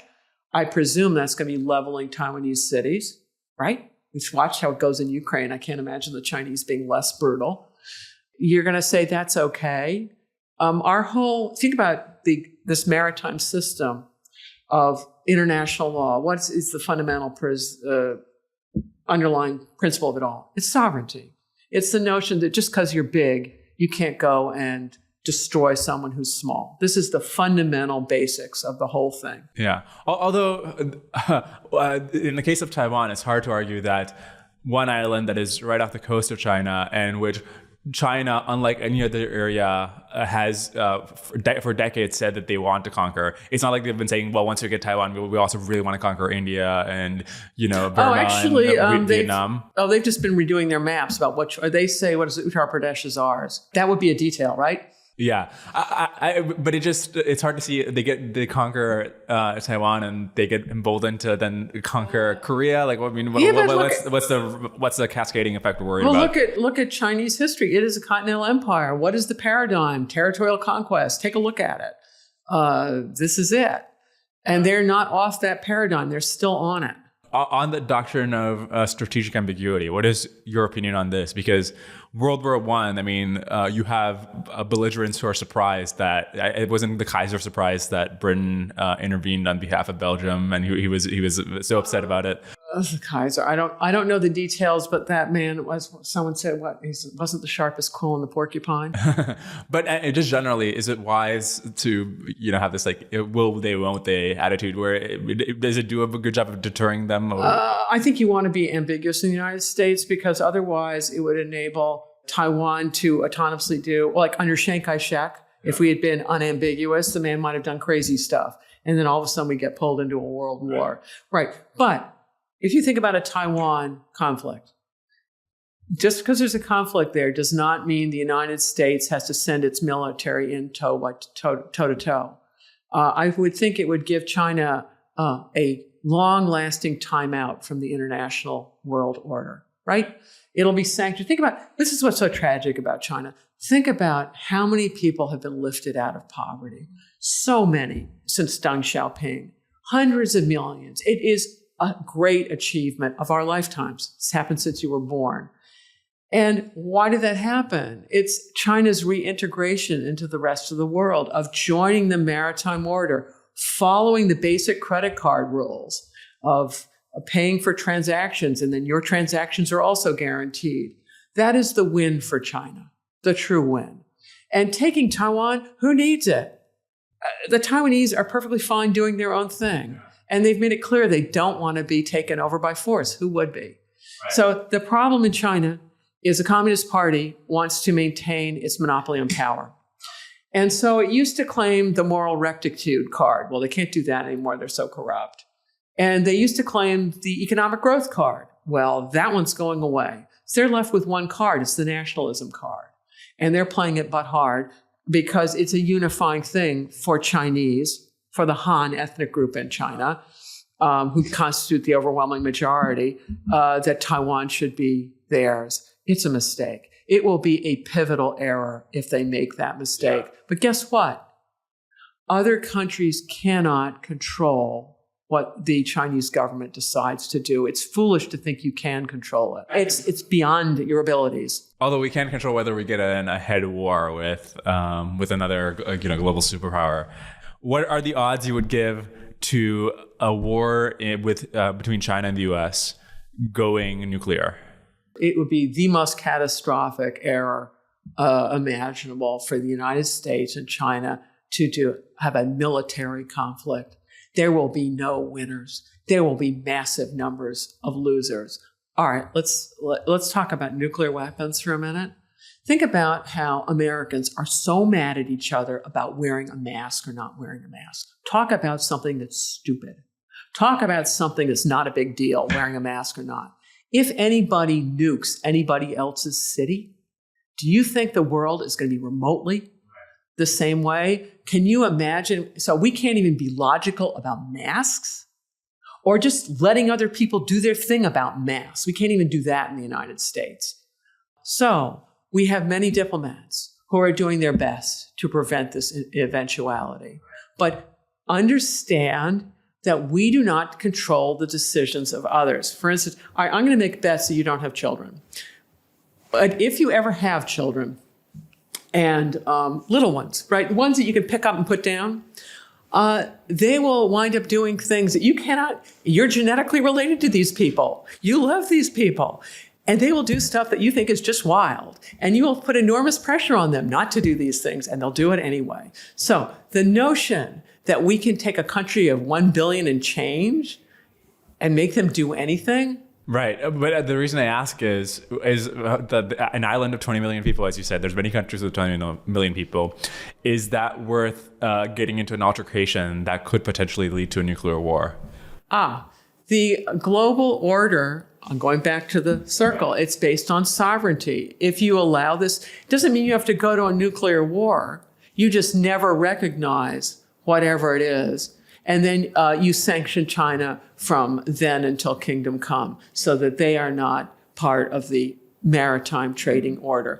And you tell them they need to cough up Taiwan. Understanding China and the way the government works, could the CCP survive a failure to take Taiwan? If they invade, they fail, and then because of that, they get kicked out of the global order. What do you think happens to the CCP I don't afterwards? know, but look at North Korea. Talk about a failed place. Yeah. It's amazing to me how long the Kim dynasty has maintained its power. It's just unbelievable. They're starving. So don't count on any short-term ending. Think about those countries that are willing to cooperate with each other, not invade, negotiate their disagreements, work through international organizations, improve international organizations. That world is what you want to protect. And you want to allow people to come and join. So if Russia changes its mind, new government, et cetera, you want to bring them back into just the way Japan and Germany were brought back in. You want to protect that order forever. Our prosperity is based on it. Yeah. And it involves serious defense spending, et cetera. And others who want to do, the problem with the Communist Party paradigm of we're going to have a monopoly, it's a route to poverty. Think about it. When the communists took over, they didn't restore grain harvest that had happened during the Civil War, you know, the 1930s version, until after Mao was dead. It's incredible. It's a really lousy system for promoting economic growth, and it matters in a poor country, right? It's going to determine your per capita standard of living, and the poorer you are, the more that makes a huge difference to you to have something. So communism doesn't produce wealth. It's an incredibly effective way for taking power within a failing state and putting a dictatorship in power. It's incredibly good at that. But it doesn't deliver prosperity afterwards. Since World War II, I don't know if this is fair to say that our Navy has not been tested to the same extent as our Air Force and Army in the engagements we've had. None of our forces have been as tested. The Marines, the most in the Army, because they're doing land engagements. But if you think that Iraq or Afghanistan's a peer competitor, give me a break. Yeah.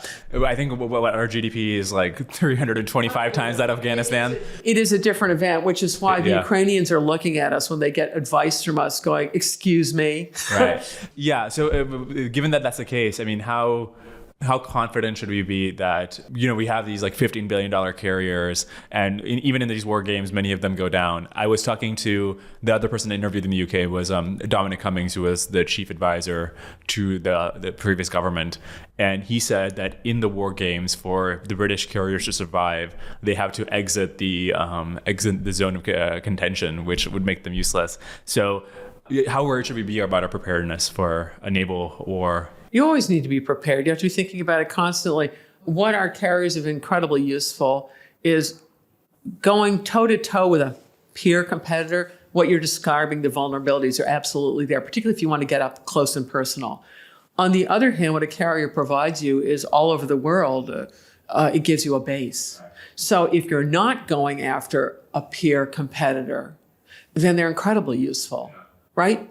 And we own them. So, and then the question now is going forward, do you want to build more carriers? Or do you want to build something smaller that just takes drones? Or what are you doing? And that's the big decision, and I'm not qualified to answer it. But for the ones that you have, they're tremendously useful for doing these non-peer events. And again, I am not qualified to answer operational questions like these. Yeah, I guess I am curious about it, because we are seeing in Ukraine, you know, these drones that are taking out extremely expensive tanks. Bingo. The impact of asymmetric warfare, how do you see that shaping? Warfare has always been asymmetric. Isn't that the game? You figure out whatever they've got, and then you do something different, which is the asymmetry. Right. Or the thing of just having like cheap drone armies that can debilitate $1 billion or $1 million equipments. This is it. This is it. And you're very much part of the generation going back to your education in computer science and these technologies, and apparently this the printing that they're doing, 3D printing that they're doing in Ukraine. Yeah, it's going to absolutely change things. I don't know to what degree. I'm not an expert. But yeah, and the other issue with the United States is we build a lot of these very expensive platforms, these ships and things, and airplanes, and then you wonder whether you can afford to lose them. And then thinking creatively, this is where war games come into play, and planning is, okay, what would be the value of these smaller things? Can they carry the water when the time comes, et cetera? And I think you're going to learn a lot from this Ukraine war about what works and what doesn't. What is your opinion on how competent and effective the military is in general? Because given that there hasn't been like a huge war for quite a while, have they been able to maintain the standards and the efficiency? I am not qualified to answer that. Literally, I mean, I teach at the Naval War College, but that does not make me an expert on how the Pentagon runs its business. I think the general feeling about the federal government is they're incredible inefficiencies, but it's very difficult to get rid of them. I mean, in the civilian part of it as well. Right. Once people get a federal service job, it's very difficult to get rid of that particular job, et cetera. Are there plans around the Naval War College or elsewhere about how to make the system more modern and efficient? I teach in the strategy department, so we do strategy, not all of this other stuff. Mm-hmm. Is the era of great generals over? So, through history we have, and maybe you answered this already when you said that we overemphasize looking back how much these generals mattered, but for some reason or another, they've become, historically famous, people like von Moltke or Patton or MacArthur and so on. Whereas I can't even, off the top of my head, name a famous general of Iraq. And I can name one. I'm sure, yeah, but... Valery Zaluzhin, who runs the Ukrainian army. Think about the people you're picking. You're picking people who were part of a global war, right? A really high stakes war. And then, as I pointed out, we use these generals to personify a whole group of people, right? So I suspect the ones you're going to find are going to be the ones in Ukraine. And the fact that they've done as well as they have done so far is incredible. And then it's not just the generals there, right? You have Zelensky, who is the public face of diplomacy. It's incredible, right? From the night with his little soundbite is, what is it? I don't want a taxi. Right. And then if you think of the people there who are running the rail system, who have kept things supplied, or the people who are repairing their electric power plants, there are so many Ukrainians of different professions who are holding that thing together. So there are plenty of great people to be found there. What is the process that leads to the loss of civilian control of the military? For example, in Japan, and why has the U.S. been robust against this? In Japan, it's interesting. If you go back to the Meiji leaders, who are they? They're the people who won a civil war against the last Tokugawa shogun. And they wound up, if you look at their career paths, is they had civil and military jobs as they swapped around, and they all knew each other. So that the head of the Army and the Navy and the prime ministers, they all interacted. But they didn't create an institutional mechanism. They did have a cabinet, but they didn't have a full-up legal forcing together of all the civil and military parts of the government and have them operate on a rather level playing field. The Army dominates. So when that generation dies, everyone gets much more stovepipe careers. So they're much better educated than their parents and grandparents had been, but their education would be strictly in the Army, as opposed to, the founder of the Army also founded the police force. And he knew perfectly well, the finance minister and had great respect for the finance minister. And then you have people not respecting each other. And I would suspect, I'm making this up because I don't know the details in China, but if you think about Deng Xiaoping, he's on the Long March. He's one of the younger members. He must know everybody. And I know he's in and out of prison, so he knows the people who are in, he knows the people who are out. And so And then when you get to Xi Jinping, they're a much more stovepipe group of people. They don't have the institutions. Actually, in China, they do have institutions for party control over the government. So that's how communist governments have maintained very good control over their militaries. In fact, if you look at communists, they're really good at civilian control over militaries. So, yeah, they have. In fact, that was Trotsky's contribution to back in the Russian Revolution, of how you take a bunch of white officers and veterans of World War I, but keep track of them. It has to do with political and military commissars. So the military commissar is the officer who's actually a professional. The political commissar is the one who's got a connection with the secret police, who, if the military commissar doesn't do as told, they'll come in and kill him, maybe his whole family, for good luck. Mm-hmm. And it's very effective. And the commissar system, these paired things, China's still got the commissar system. In the U.S., though, in Naval War College, you have these systems of the officers from, like, I don't know what the actual progression looks like, but from like West Point or whatever. Are they seeing the civilian, but from the time in which the higher levels of the military, from their education to their promotion, are they in the military the entire time, or do they also have this widespread of experience? Military officers, they have a very extensive education. It's often a succession of MA degrees. So some of them in very technical things, like, I don't know, if you're nuclear subs, you better know how to run the nuclear plant and engineering things. And then they come later on to places like the Naval War College to learn about strategy and other things. In terms of civil control over the military, if you go back to the American Revolution, Continental Army couldn't even get funding, right? And it goes very gradually over time. And then you have MacArthur, who is just ignoring Truman, and he's making all kinds of threats. Truman thinks he's got a way of settling out the Korean War, and MacArthur says things that overturn that. So eventually you have MacArthur getting fired, which is telling military officers you can't do that. And then when you get, under Barack Obama, we have some military officers shooting off their mouths and they get fired instantly. To now, we have full-up civilian control. But it was with MacArthur, he was trying to run policy. Right. And he got himself fired, but he was tremendously popular. Right. And it's the Joint Chiefs of Staff who actually fire him. Mm-hmm. They agree with Truman. They don't want MacArthur having his finger on the atomic button. It scares them to death because they think he'll press it. Why have the communists, speaking of the political and military commissars in their system, why have they been so good at propaganda historically? You talk in the Wars of Asia about how, despite the imperial things they did and the ways in which they sabotaged things, they had much better PR than the Americans ended up having. Well, if you think about how communists started, so if you get 1917, the Bolsheviks, they're really weak. And you think about people who are weak, what can you do? Well, words. Words are key. So you're using words to cultivate loyalty so you can get cadres to come your way. And you're going to use words, since you don't have the ability to threaten people militarily, you're going to use words to try to undermine them. And we've seen this happen the world over. I think, wasn't the story of Al-Qaeda was pretty good at words and doing their recruiting, et cetera. And then it takes the great powers that are target of this for quite a while to realize that whoever these people are, like the Bolsheviks, you think they're crazy people. Ignore them. But then all of a sudden, gradually, you see the cumulative effects and go, they are a threat.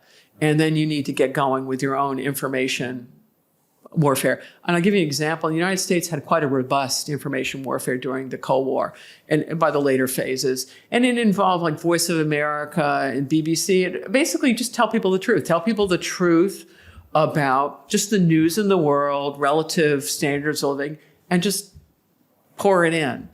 And the cumulative effects will be to destroy the allegiance of people in their own governments, which is what happened.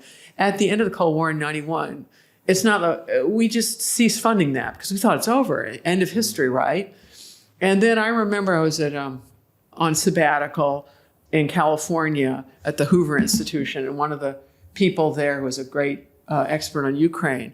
And this is when there was RTV on, and he said, our TV is really dangerous, the Russian propaganda station. I said, oh, it's ludicrous. They're just telling nut stories. He was right.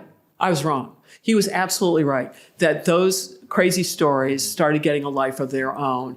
And then if you look at Biden, when this war was just about to begin in Ukraine, he made the decision to release a lot of the intelligence about, hey, they're about to invade. Here's where they're coming. And he has completely buried Putin in the information war. So it took us a while to wake up. Now we're back. And if you look at it, right, lately, what is it? Is it the U.S. ambassador in Japan has some really lively tweets about the Chinese? They're hilarious. You need to Google them if you haven't read them. We're back on, and actually the United States is really good. Hollywood, the movies. We have so much talent in this department. So it's a lot of it's just based on telling the truth. But lies, as we've noticed, take a long, long time to, it's very easy to tell a lie. It takes a long time to get all the facts to prove it is a lie. Why was the Axis so much worse at collaborating than the Allies, especially given the fact that the Axis were, at least, it seemed like they should be in much greater collaboration. They were all these nationalist militaristic movements, whereas the Allies, you have communists and democracies. And, in your book, you talk about when Japan's fighting Russia, Germany has a non-aggression pact with Russia. When Germany does Operation Barbarossa on Russia, Japan has a non-aggression with Russia. So if they had a two-front war, what could have happened? When Pearl Harbor happens, Germany isn't warned, but then gets dragged into a war against America. Yeah, why didn't the Axis better coordinate? All right, I think I'm going to turn your question inside out. So I'm thinking about alliance systems. So what did one side do versus the other side do? So I'm thinking about the alliance itself. Flip it around to the enemy, which is the Axis powers put their enemies on death ground. That is why the war began. That is an incredibly clarifying event. And that got Britain, which really, really hated the communists, to ally with them immediately. Forever, Britain thought that the dangerous thing were the communists, not the fascists in Germany. But then when the Germans worked their wonders, Britons go, it's the communists who are the primary threat. And so if you look at it that way, that's one thing. Another thing, another concept to think about are primary enemies versus secondary enemy. So if I ask you the question, for Germany to get what it wants in the world, who's its primary enemy? And the answer would be Russia, right? Because that's where it wants to do its Lebensraum and stuff. And you go, well, Italy, who's its primary enemy? Well, to do its Roman Empire 3 or whatever number they're up to. And the primary enemy would be Britain, would get in the way of those plans. And then you go, okay, and who's the primary enemy of Japan? It's actually not us, it's China. Because that's where, if they win, that's the prize to be taken. So then you flip it around and go, okay, primary enemy of Britain, Germany. Primary enemy of the United States, Germany. It was never Japan. And we deliberately understood that Japan would never threaten us directly in the way that Germany ultimately would if it took over all of Europe. And then you ask Russia, primary enemy, Germany. So, no kidding, we got three aligned on primary enemy. So it's a very effective alliance. Get rid of Germany and it falls apart, which is actually predictable. When you lose the primary enemy, which is Hitler, he's gone, all of a sudden we're back to communists versus capitalists. And the Cold War is off and running. People act like it's a surprise. No, it's not. Primary enemy gone. Back to the question about the Meiji generation, and then I think you compare them to Deng and the other reformers. So actually, maybe this is a two-part question. How similar we see these sorts of industrializations across Southeast Asia. How similar what happened many decades later in like Korea and Taiwan and China? Did Japan just do that exact same thing earlier? And how come in Korea and Taiwan, you have a sort of dictatorship or an authoritarian government that leads this effort, and then it transitions to democracy, whereas in China and Japan, that didn't happen?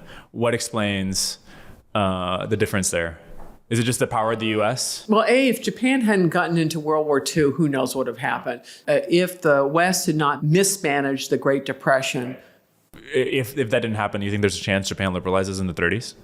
Perhaps. It's conceivable. Well, but there's also another thing about human beings. Do we human beings require the absolutely scorching, horrible lesson to suddenly realize, you need to do these things, you're going to be better off? And that's where the searing lesson was World War I. And that World War II generation set up institutions that have held the peace in the industrialized world, not the third world where all the proxy wars were fought, but in the industrialized world till very recently. On the authoritarian regimes, communist systems that insist upon a monopoly of power of the Communist Party are a separate problem. Authoritarian regimes where you wind up, what the places you're talking about in Asia, they invested extensively in education, extensively in infrastructure, extensively in industry of all types, and allowed all kinds of private ownership. And the story on private ownership and collective ownership, you can have a lot of government planning, a lot of government ownership, and the economy works perfectly well. And you can look at different European countries, different percentages. When you go to 100% government control, you kill your economy. And so Korea, Japan, et cetera, didn't do that. And so they get educated people who then, for 20 years, really put themselves on the line, putting the pressure on their own governments to democratize. Why was the Soviet Union in World War II, why was their strategy in Asia, at least it seemed that way from reading your books, so much better in Asia than it was in Europe, where in Asia they're playing off these different parties in China against each other, China against Japan. In Europe, they don't even, Stalin doesn't even see Barbarossa or doesn't prepare for it adequately. Why were they so much more effective in Asia? I don't know. I would imagine cooperative adversaries. That China has been a failed state, had been a failed state for such a long time. So it's hard for the Chinese they're trying to glue, put Humpty Dumpty back together again. So what works in Asia versus Europe, where you have developed countries with a whole cadre of experts, right? Which is not the case in China. So there are a lot more people in the West who are going to be reassessing, and they have robust institutions. Goes back to institutions, whereas China's trying to just build these the first time around. Yeah. Difficult in China. Why doesn't China think like a continental power? They have a vast coastline where a lot of their wealth is around that coastline. And, as back as the 15th century, you have these huge navies. Wasn't it Zhenghe? They had a bigger navy, bigger expeditions, far bigger ships than Columbus. Yeah. Well, they had a big navy, different times. So why did they think like a continental power? Being a continental power or having a continental location is not a choice. It's a fact of geography. So if you look at China, huge land border. Yeah, it's got a huge coastline as well. But historically, where has China's national security threats come? It's the north, northwest. If you look where the passes are of people coming on in or down straight through Manchuria, et cetera. And China, in order to maintain its empire, it just dominate China itself, and let alone keep these other people out, has had to have a large standing army. When it has built a large navy like Zhenghe, it's when it's got extra pocket change and extra money, then you can go do this. But if that changes and you have trouble with people on your borders, you've got to spend your money that way. It's very difficult to have a world-class navy and a world-class army. If you think about Britain, it maintained the big navy and always had a tiny army until they ramped it up in World War I, which was the beginning of the end for them. Yeah. As being the dominant power that they had been. What level of competence should we assign our estimates of how well the PLA would function in a war? Whereas at least the United States military had these practice rounds in Iraq and Afghanistan. We don't even know what the modern PLA, how that actually would function in a war. And obviously, as you were mentioning earlier, in authoritarian systems, there's this lack of information and feedback that could lead to, all kinds of catastrophes where people are not prepared. What should we think of the PLA's competence? I don't know, but I think the people who are worried about that are the Vietnamese and the Indians, the people who are likely to meet them. Back in 79, when the Chinese tried to work their magic in Vietnam, they had massive casualties. The Vietnamese killed more Chinese in a matter of weeks than all U.S. losses in Afghanistan, and in fact, all U.S. losses in Vietnam over however many years we were there. And you think the Chinese are going to be good at expeditionary warfare and sending these people anywhere? I mean, think about where would you be fighting them? So it's great they got a big army. So where are they going to deploy them? Well, why have the wars in China been so deadly? You have, millions sometimes, compared to other theaters. It's continental warfare. That's how it goes. Yeah. It's the same reason Russia, so many Russians died. Yeah. I believe if you measure the number of locals who died in Iraq and Afghanistan, and then they'd had this civil war on top of it, it's thousands and thousands and thousands and thousands of people. We go, oh, it wasn't too bad for Americans.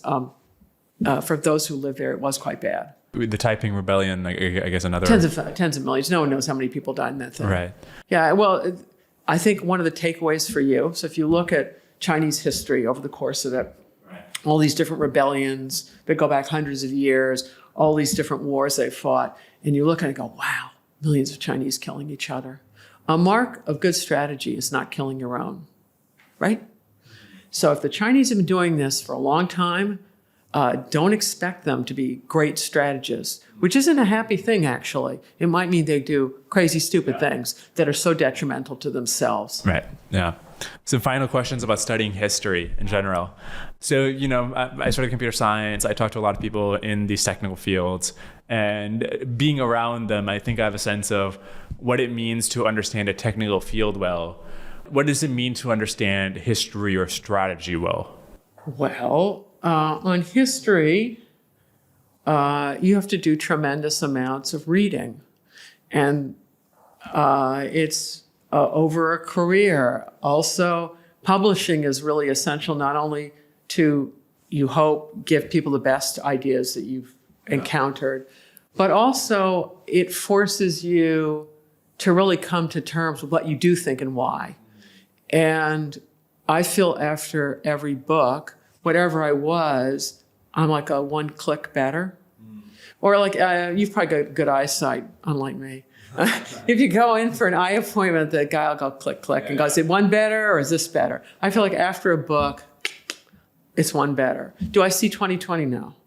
And then after a year abroad, like I'm in England for a year, where I just get to think, read extensively, try to be open-minded, try to look for the unknown unknowns. What is it I'm completely missing? Is it that I'm totally wrong about? Being open to reassessing, ooh, I got that wrong. So it has to do with reading extensively. If you're going to be studying other societies, you had better read the language. I'm not particularly good at any of these languages, but I do try hard. And it's taken years for me to bungle my way through them as I do. But that's really essential. And too much of U.S. graduate education people want to do, particularly in political science, where they're asking very important questions for international relations and things and comparative politics. They don't require them to have high-end linguistic skills. They should.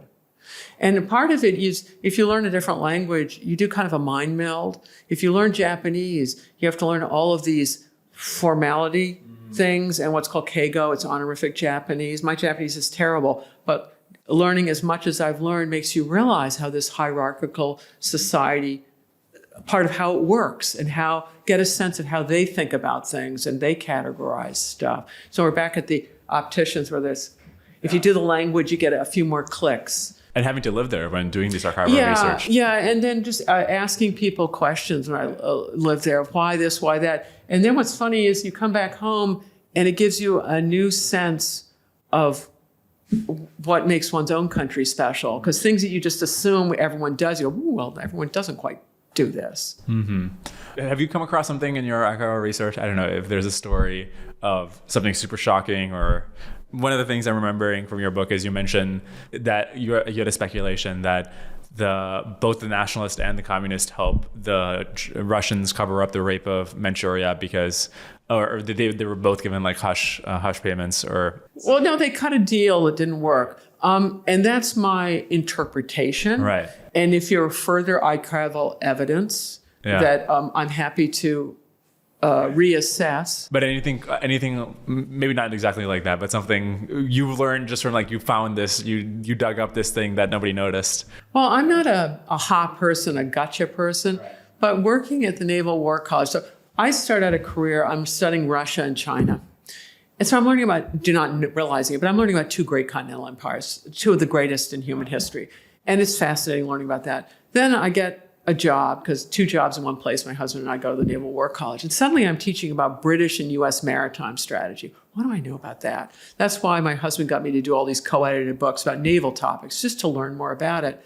And that's where I got the idea about maritime and continental orders. And I can't remember if I emailed you. I gave the Marshall Lecture, was published in the Journal of Military History. And in it, I summarize my views on what the difference between a continental and maritime power. And that's one of my big career takeaways. It's a fundamentally different way of looking at the world. So Putin honestly looks at the world that if I control territory, that's what makes me secure. Maritime powers, they start with Britain, which is, hey, I'm secure if I can maximize money from commerce, because then I can buy Navy and buy allies with armies and stuff. And then eventually this order of organizing trade by international law, and the Dutch Republic is instrumental in this with Hugo Grotius, who is the founding father of international law. They want to run transactions by law, et cetera. That this is an international order that's win-win. You join it, you get security, you have input on how it evolves because it's a work in progress. Whereas this continental thing is negative sum. And you can see it in Ukraine. So Putin wants more territory. Okay, he's got a zone, right? He took the eastern Ukraine and he took Crimea in 2014. But it's negative sum because he destroys whatever businesses had been being run in Donbass, and he absolutely kills most of the tourist industry. And then you could look right today, it's so negative sum in Ukraine. He is destroying wealth at a really rapid clip. It's really a stupid way to run to, and if you go up to Taiwan, so if PRC tries to take Taiwan, it's a continental view, more territory, somehow we think it's going to improve our security. No, they'll level it. And they'll hurt themselves. Whereas if they just ignore the Taiwan thing and say, oh, they're so annoying, let them run their own place, who wants them anyway, and then trade with them, they'll both make money. And so when I look at this, that's my biggest career takeaway, is that if we go through international law and international institutions, and this is not a hedge, political scientists love to talk about, America, the hegemon, right? No other country in the world wants an American hegemon. There may be some people in the United States who thinks that looks great, but no one's going to buy into a world order in which the United States is the hegemon who pushes everyone else around. I get it, we're big and we're influential. Other people are influential too. But this maritime order where, we're an important part of it, but have many other people in it, it's a win-win. And you can look, it's with Biden right now, he's doing all of these meetings with Europeans of managing of what's going to go on in Ukraine, et cetera. And it's based on agreement of all these different countries chipping in, big and small.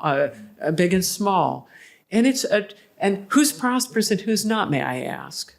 The maritime. Yeah, they are. Order, yeah. And who are the ones who have massively increased their standards of living since the Cold War? It was really the third world. Except now we got Wagner, or whatever's left of it, and also China's now got these private military things running roughshod over Africa, which all that's going to do is tank African growth rates, which for a while were going double digit. So that's one of my big career takeaways. And I tried to put it into the one lecture that I was asked to do and the one article, which is like a 20-page read. It's a super interesting way to think about things. Does that imply, by the way, that China will never be I don't know. I feel like a couple years back, people were, especially looking at the growth rates in China, they were thinking, oh, it's going to have the biggest economy, therefore it'll be the leader of the global order. Does your analysis imply that because it's not part of that maritime system, it will, even if it's, let's say its economic growth picks up, it will still not be the leader of the world in the same way? Doing what they're doing is all going to depress growth. They could join the maritime order any day. That is what, at the end of the Cold War, everyone wanted them to do. Everyone wanted Putin to join it. The Russians, if you think about all the money Putin has spent on his crazy military stuff, imagine what would have happened if he'd spent all that on the Russian road system, because their road system's deplorable. And imagine if he had devoted his attention to trying to have a better legal system so that people could start small businesses, get bigger without having someone then come in on them for protection money. Think where Russia would be now. It would be dramatically better. They have so much energy, so many raw resources. Oh, they have so many talented people, but the Russians don't see it that way. They see it in this continental view, and they're the ones who have to come to terms with what they think. In the meantime, this is why containment's brilliant, is in the meantime, those of us who join the maritime order need to work with each other, and then we contain the problem by saying, you cannot join us on equal footing till you behave yourselves. You get a timeout, right? If you get a timeout from the global order, but we would welcome you back in. The problem with Putin is he's done so much damage to Ukraine, there are going to be reparations involved, and the Russians won't want to pay those. What are the mistakes and biases that come about from self-studying history as opposed to, formally studying it? In what way is it most likely to be incomplete, your understanding of strategy or history as a result? Well, let's do history. History's one thing. I think about my education at Columbia. I had the most absentee landlord professors. They just didn't waste their time on me. I just did a tremendous amount of reading, and while I was there, I took twice the courses. I did the equivalent of 2 PhDs of coursework as a graduate student. Yeah, because going to graduate school is such an expensive event, and time and money and everything else. So I just took massive numbers of courses to read the reading list of what they had given me. And that was tremendously helpful, having some guided readings, et cetera. On the strategy part, this is where the Naval War College has been essential to my publications. In the strategy and policy department, what we do and what civilian academia doesn't do, and it's tragic because they're better positioned, is it's a big team-taught course, the strategy course. All the students at the War College have to take the main strategy course, the main joint military operations course, the main national security affairs course. And it's a one-year MA.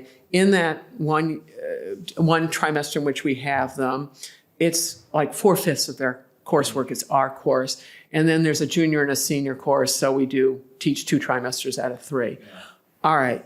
So because it's team taught and the lectures are given by different faculty members, so I attend everybody else's lectures, or I did originally, and I attend all the new ones, you learn so much from your colleagues, and then they learn from each other. And so you're asking me about Bismarck. Why would I know about Bismarck? Because we used to do a case study on Bismarck. I had colleagues who actually knew something about him, which I don't. And I listened intently, and I did the readings. And then from teaching strategy, learned all these concepts, and I've given you some of them. And they're tremendously useful for studying wars. And I never would have learned about maritime powers without being the Naval War College. It is the only institution of higher education in the United States that focuses on the strategic prerequisites for and possibilities of being a maritime power. It is essential to know this to practice U.S. foreign policy. Why? Because unlike Ukraine, if you have a continental position, if someone threatens you and invades on a given day, you have a choice on that given day, the day they chose. Either you're going to capitulate or you're going to fight. So they determine when the war is going to begin. In our insulated position, unless we start doing terrible things to the Mexicans and the Canadians, right? And Mexico's our biggest trade partner, and Canada must be not far behind. When there are wars that are important to our national security, we decide, like in World War I and World War II, do we get in? Right. If, when do we get in? And that is really, and in Afghanistan, in Iraq, do we get in? Do we not get in? We could have avoided Iraq altogether if we wanted to. And I'm not a Middle Eastern expert, so you'd have to talk to those people about pros and cons. Afghanistan, since we had been attacked, the chances were we were going to be in on that one because of a direct attack on us.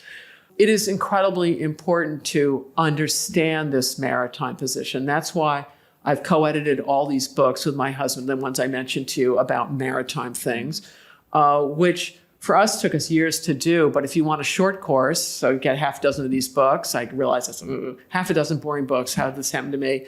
But it's actually a fast way of learning about what the maritime instrument can and can't do for you.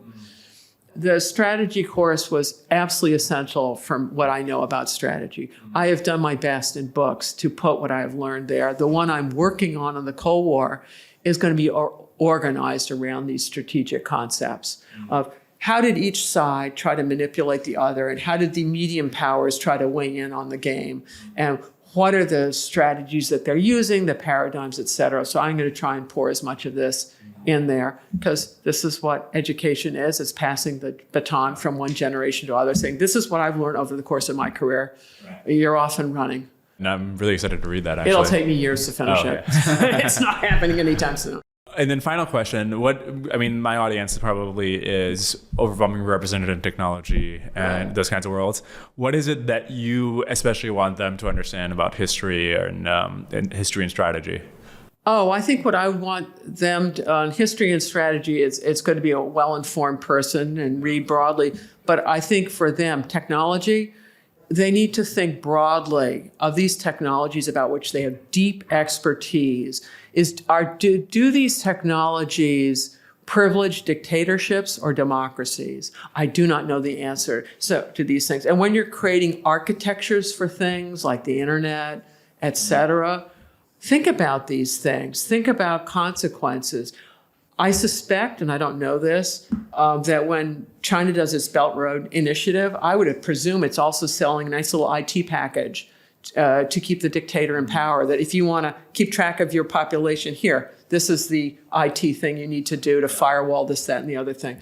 So since the West is the part of the world that has developed most of these technologies and continues to be at the forefront of it, think very deeply about whether you're going to ultimately privilege dictatorships over democracies. Because the reason tech has been able to be so vibrant, think about it, is you live within the castle walls of this maritime order that people follow the rules.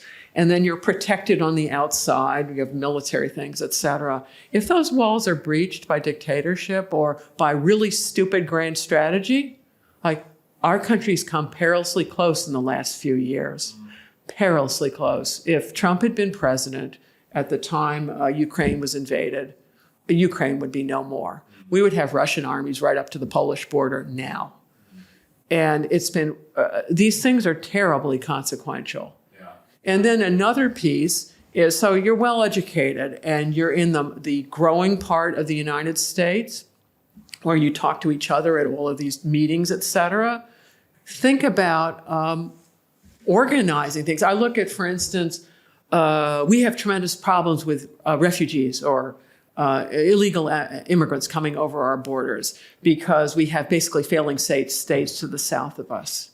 Is there anything that foreign investment or anything could do to help over a 20 or 30 year period to alleviate this? Because it will improve our own national security. If instead of refugees pouring over our borders, you have people making good T-shirts or eventually putting phones together, et cetera. But that's the sort of thing that people who are in your world, who you meet each other at these business meetings and talk to each other and think about, okay, I got the here and now, but there's also a charity part of it of maybe my charity work is to me thinking about these other things. Yeah. So in my line of work, what do I do for charity? I talk to anyone for free. And I really appreciate that. Yeah. On the point about the whether enabling democracies or dictatorships, isn't the difficulty that it's so hard to tell in advance? I'm sure that Gutenberg didn't think he was helping the Protestant Reformation, or that The guy who made the radio didn't realize what he was doing for Hitler. And even with AI, the thing that it was initially thought, oh, well, it helps you collect all this information and congregate it. But we're seeing that China has been behind on these language models because, it's really hard to align them to say, not say anything bad about the PRC. Or the CCP rather. So, I mean, isn't the difficulty that it's hard to tell in advance who It is hard. It is hard, but the people you're talking about who are your prime audience are the bright people who have some insights into it. And I think about, well, what do you want to do in your life? I would think one of the pieces would be contributing in some way that makes things a little better, however you're going to define better. Awesome. I think that's an excellent place to close this episode. Thank you so much for your time and really the best military history. So I highly recommend them to better understand not only those periods of history, but broader strategies and lessons and insights about our own time. So this is a huge pleasure. Thank you so much for coming on. Oh, thank you for having me and asking all the fun questions. It's been a pleasure. Or gotten some kind of value out of it, I would really appreciate your support. As always, the most helpful thing you can do is just share the podcast. Send it to people you think might enjoy it, put it in Twitter, your group chats, etc. Just blitz the world.